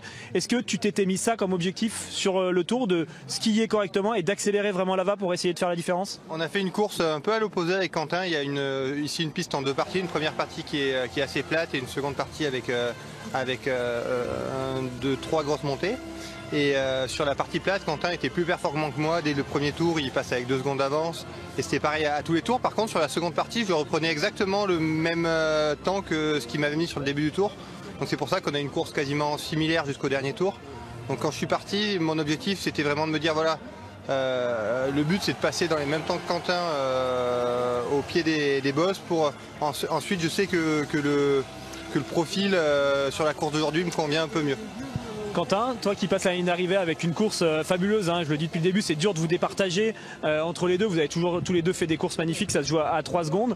Est-ce que toi, quand tu passes la ligne d'arrivée, tu te dis, celle-là, je vais peut-être gagner? Bah, je me dis peut-être. Après, j'étais renseigné avec du retard sur ce que faisait Martin. Et je savais que ça se jouait à rien du tout, donc j'ai essayé de donner jusqu'au bout. Et voilà, il a repris quelques secondes pendant le tour. Donc moi, je devais déjà lui reprendre au moins 2 secondes pour aller chercher la victoire. Et derrière, il a skié un tout petit peu plus rapidement. Donc bon, pas déçu, mais content de la performance globale du jour. Bravo à Martin. Et puis, même Fabien, Simon, Anto, Emilien, une équipe de France qui a vraiment perfé aujourd'hui. Oui, une grosse équipe de France. Vous êtes maintenant premier, deuxième et troisième du classement général avec Simon Détieux qui est dans ce trio de tête avec vous. Ça va être quoi l'objectif pour toi, Quentin, maintenant? Essayer de rattraper Martin, essayer de défendre cette place. Comment on va appréhender notamment cette poursuite? Déjà je pense qu'on va skier ensemble sur ce premier tour, et après le but ça va être d'essayer de creuser l'écart avec les groupes derrière, mais bon ça reste du biathlon, donc sur un tir tout peut se passer, mais j'espère qu'on va rester le maximum de temps ensemble en gardant la tête. Martin, ce dossard jaune se consolide toujours un peu plus de course en course. Ça commence à devenir intéressant. Tu es le seul à plus de 400 points à la fin de celle-ci, donc tu as un petit peu d'avance sur les autres pour l'instant. Comment tu envisages de gérer ça? Je suis très heureux. Ensuite, on en parlait hier avec Emilien. On a certes fait une bonne partie de la saison, mais on n'est pas encore à la moitié. Donc tout ce qui s'est passé jusqu'à aujourd'hui, ça peut encore se passer d'ici la fin de saison. Donc je suis très mesuré encore par rapport à ce dossard jaune. Bien sûr que c'est un objectif, comme ça l'est pour les, je pense, 5-6 athlètes derrière moi, parce que ça reste un classement qui est serré à l'heure. Ensuite, comme le disait Quentin, on va se concentrer sur la poursuite à venir. On a intérêt à travailler tous les deux ensemble pour conserver notre avantage sur le premier tour. Les autres ne se gêneront pas derrière de collaborer.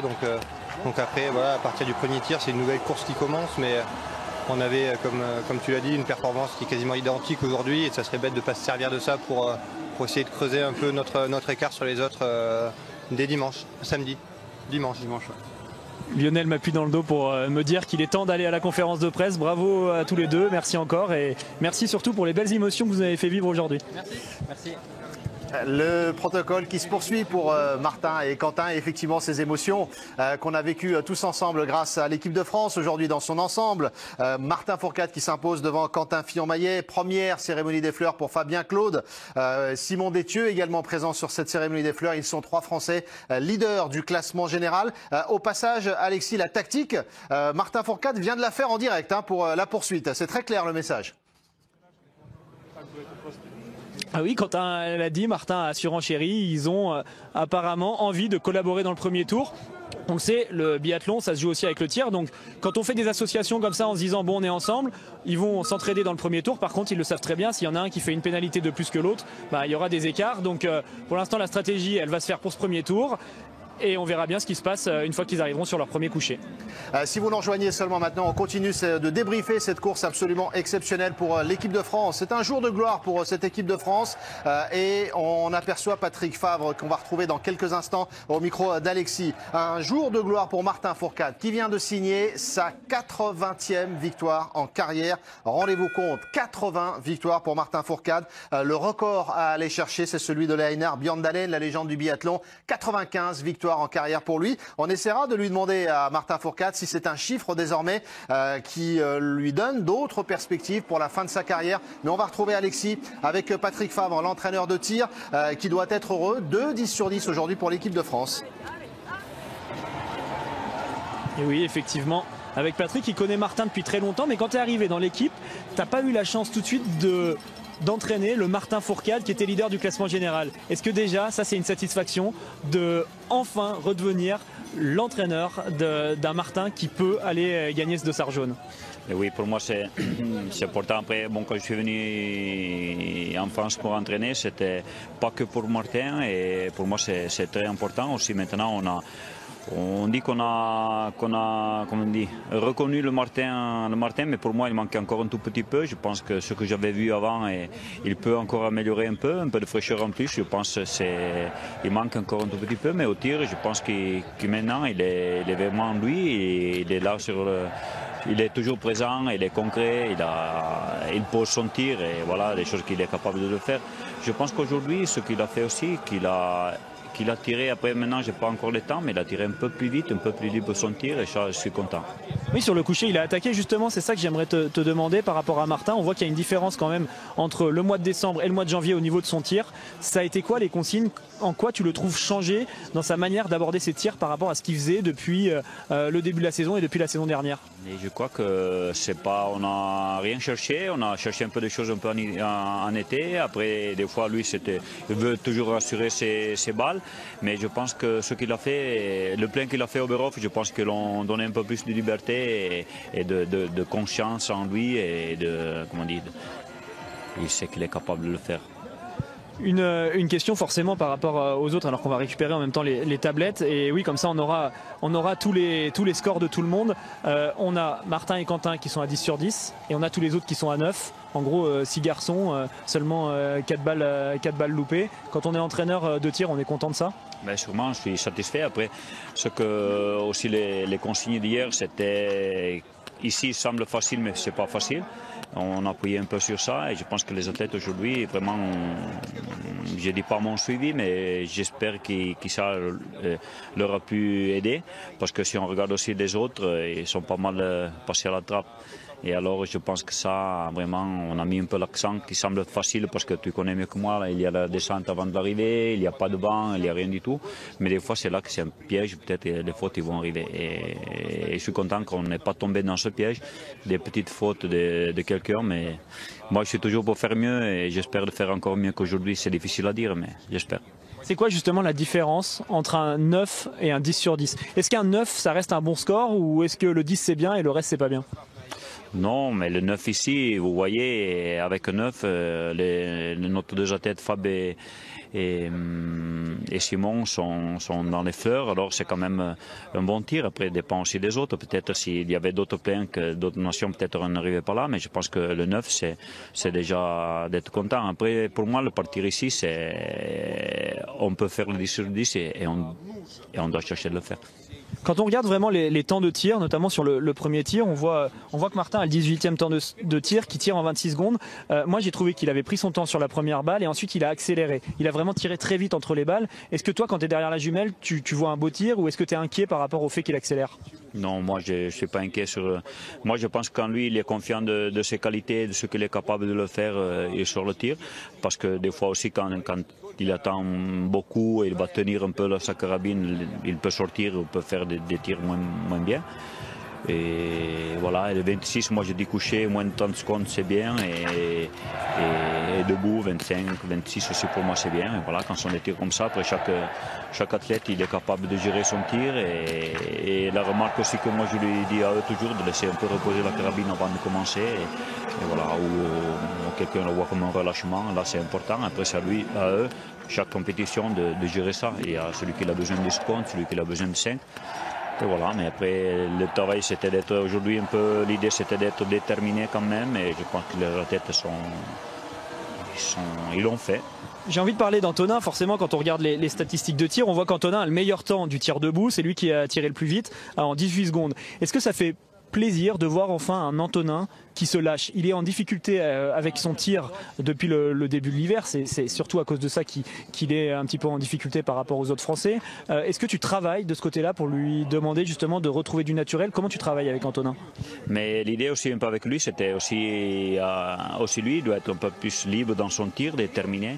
Après c'est clair que Anto, il a vécu une bonne saison l'année passée. Cette année, dans l'équipe, on a d'autres athlètes qui qui vont bien, comme Emile et Fab, et lui il est un peu plus là, et chaque compétition il veut montrer de nouveau qu'il a quand même le niveau d'être là avec les autres, et ça c'est plus difficile, il veut assurer un peu plus ses balles, et des fois il pose pas son tir, et c'est ça, c'est la difficulté. Aujourd'hui on a essayé un peu comme d'autres fois, mais d'autres fois je ne l'ai pas arrivé, aujourd'hui il est arrivé à faire ça, et on est content, malgré qu'il a loupé la dernière balle, mais fait partie de son tir, il a posé son tir, et c'est ça qu'il doit le faire. Après l'idée, comme les autres, c'est d'attendre peut-être un petit peu avant la première s'il se sent pas ou il n'est pas bien ou il est un peu fatigué. Et voilà, après il doit y aller. Hein. Les hésitations sur le tir, des fois, ne sont pas des aides. Hein. Ben merci beaucoup Patrick, on pourrait continuer des heures, mais Saoud, avec le tir il y a tellement de choses à dire, notamment que Martin a tiré en 49 secondes, Quentin en 51, donc Martin a déjà repris 2 secondes à Quentin sur son tir aujourd'hui. Et c'est le signe une fois de plus qu'on a retrouvé le très grand Martin Fourcade aujourd'hui pour sa 80e victoire. Il y a tellement de choses à débriefer et à fêter pour le biathlon français. Restez bien avec nous, un long débrief exceptionnel. On revivra une course de légende à Ruhpolding d'ici quelques minutes et ça nous emmènera jusqu'à l'équipe d'Estelle pour toute l'actu foot à partir de 17h30. On parlera de ce triplé français au classement général dans quelques instants. 1, Martin Fourcade, 2, Simon Détieux, 3, Quentin Fillon-Maillet. On évoquera la très belle journée de Fabien Claude, première cérémonie des fleurs pour lui. On vous le rappelle, si vous nous rejoignez seulement maintenant, victoire française avec Martin Fourcade et 4 bleus dans la cérémonie des fleurs. Mais on va s'attarder encore une fois sur le retour de Martin Fourcade au premier plan avec cette 80e victoire. Il y a le côté symbolique à évoquer, Alexis. Dossard jaune pour Martin Fourcade et cette 80e victoire en carrière. Les deux mêlés aujourd'hui, ça marque les esprits un petit peu plus encore que ce qu'il a réussi à Oberhof. Oui, on commence à venir sur des stats qui sont absolument hallucinantes pour les records que Martin a fait tomber dans le passé, mais qui continue de faire évoluer. 80 victoires, c'est de mieux en mieux. Il se rapproche encore un petit peu du record de Björn Dahlén, même si celui-ci reste quand même encore loin. Et ce sera pas facile s'il décide d'aller le chercher quoi qu'il arrive, mais on a vraiment un Martin qui a pris ses responsabilités. C'est intéressant, là je continue de regarder bien les analytiques et je vous parlais du temps de tir. Donc Martin a mis 2 secondes à Quentin, mais surtout quand on regarde bien, Martin est capable de mettre 3,7 secondes à Quentin sur l'ensemble du pas de tir. En fait c'est l'arrivée sur le pas de tir, le tir, puis la sortie du pas de tir. Quentin a un meilleur temps de ski que Martin. Ils sont dans la même seconde, mais Quentin est malgré tout juste devant. Et donc la différence entre les deux sur la course du jour, c'est vraiment fait sur cette installation, le moment où on enlève les bâtons, où on enlève les carabines du dos. Et c'est là que Martin a été plus efficace que Quentin. Donc encore une fois, ça prouve que pour aller chercher une victoire en biathlon, il faut que tout soit assemblé et que chaque détail va vraiment compter. On est tellement loin du Martin Fourcade dans le doute, qui était à la recherche de ses sensations, de ses performances. Martin Fourcade qui signe sa 80e victoire. On l'a dit, il est à 15 victoires désormais de Björn Dahlén. 95 victoires pour la légende norvégienne du biathlon. Honnêtement, Alexis, est-ce que ça va titiller Martin Fourcade, cette perspective d'aller chercher Ole Einar Björn Dahlén? Pour nous, c'est tentant en tout cas. En fait, c'est ce que j'expliquais de dire. Être sur le podium en Coupe du Monde de biathlon, c'est une chose. Gagner la course, c'est vraiment quelque chose d'encore plus fou. Et c'est l'association de plein de petits détails. Donc être capable de le faire déjà 80 fois, c'est exceptionnel. Pour Björn Dahlén, le faire 95 fois, là c'est encore autre chose.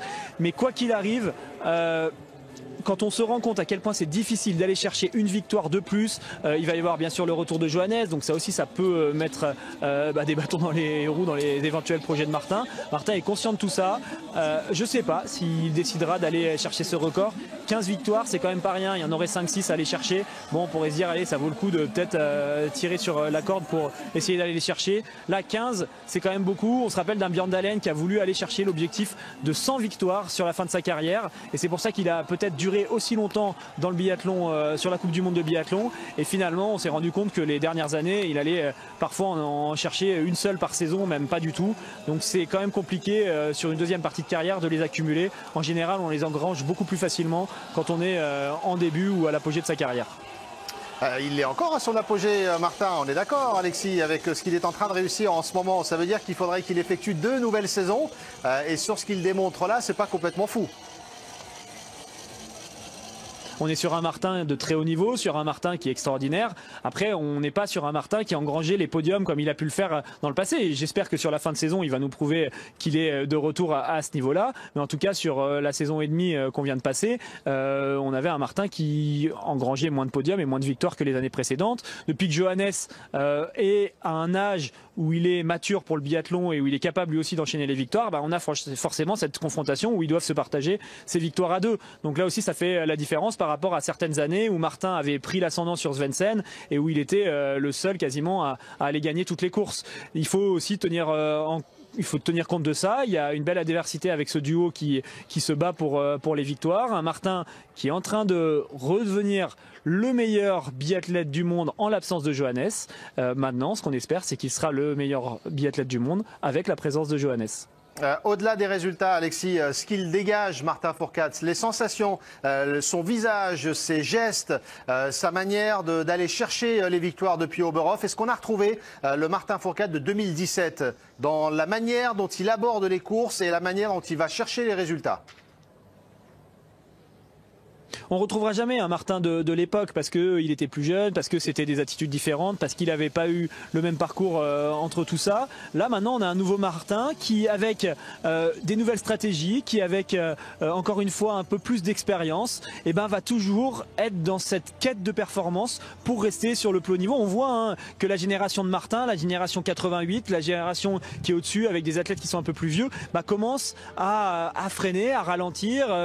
Simon Schemp, Eric Lesser sont sortis des groupes de l'équipe d'Allemagne. On a des Simon Eder qui sont de moins en moins souvent devant. Enfin voilà, toute cette génération qui est un petit peu plus ancienne, on va dire, sur le circuit, avec un Fak, avec un Pfeiffer, tous ceux qui ont fait la bataille face à Martin dans les belles années, on sent qu'ils commencent à arriver malgré tout sur une dernière partie de carrière, même s'ils sont encore étincelants et capables d'aller chercher des résultats. Donc Martin le sait très bien que maintenant il faut jouer avec des cartes différentes. Donc on retrouvera jamais le Martin de l'époque. Par contre, on retrouve quand même un Martin qui est capable de jouer devant, qui est capable, en tout cas, je trouve c'est ça qui est bien, qui est capable d'être le meilleur biathlète quand Johannes n'est pas là. Et c'est ça que je trouvais délicat ces dernières saisons où on avait le sentiment que Martin, même si Johannes gagnait tout, pouvait au moins être deuxième et ce n'était pas le cas. Il avait tendance à faire troisième, quatrième des courses, il était plus sur ce rang tout de suite derrière Johannes. Et là maintenant c'est intéressant qu'il retrouve ce statut de dire c'est quand même moi le meilleur. Après Johannes est un adversaire redoutable, donc ça c'est autre chose.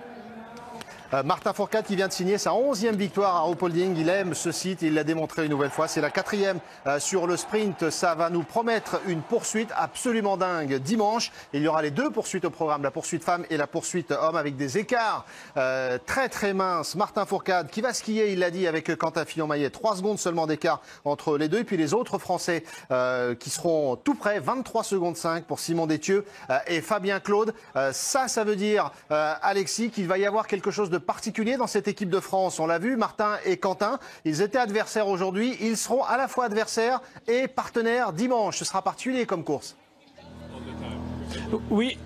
Oui, effectivement, ils seront adversaires, ils seront en concurrence tous ensemble, ils seront coéquipiers s'ils se retrouvent ensemble, ils feront peut-être des alliances de circonstances. Après, s'il y a un sprint à la fin, il n'y aura pas de cadeau entre eux, ils se pousseront s'il faut, ils se marcheront dessus s'il faut. Enfin voilà, c'est la bagarre, c'est normal, comme si le coéquipier devenait tout d'un coup un étranger. Ça restera un adversaire malgré tout, mais c'est toujours intéressant d'avoir comme ça une si belle densité. Et c'est particulier pour les athlètes de se dire à un moment, Martin, il se disait, pour être le meilleur mondial, il faut que je batte les étrangers, il faut que je batte des gens qui viennent d'autres nations. Maintenant, pour être le meilleur mondial, il faut tout simplement battre les gens avec qui il s'entraîne toute l'année. Martin Fourcade en 1, Quentin Fillon-Maillet en 2 pour célébrer le biathlon français aujourd'hui à Ruhpolding. Si vous nous rejoignez, c'est une course qui va rester dans les annales du biathlon français avec la victoire de Martin, la 2e place de Quentin Fillon-Maillet, Simon Détieux et Fabien Claude à égalité à la 5e place. Les deux autres Français, ils sont tout près.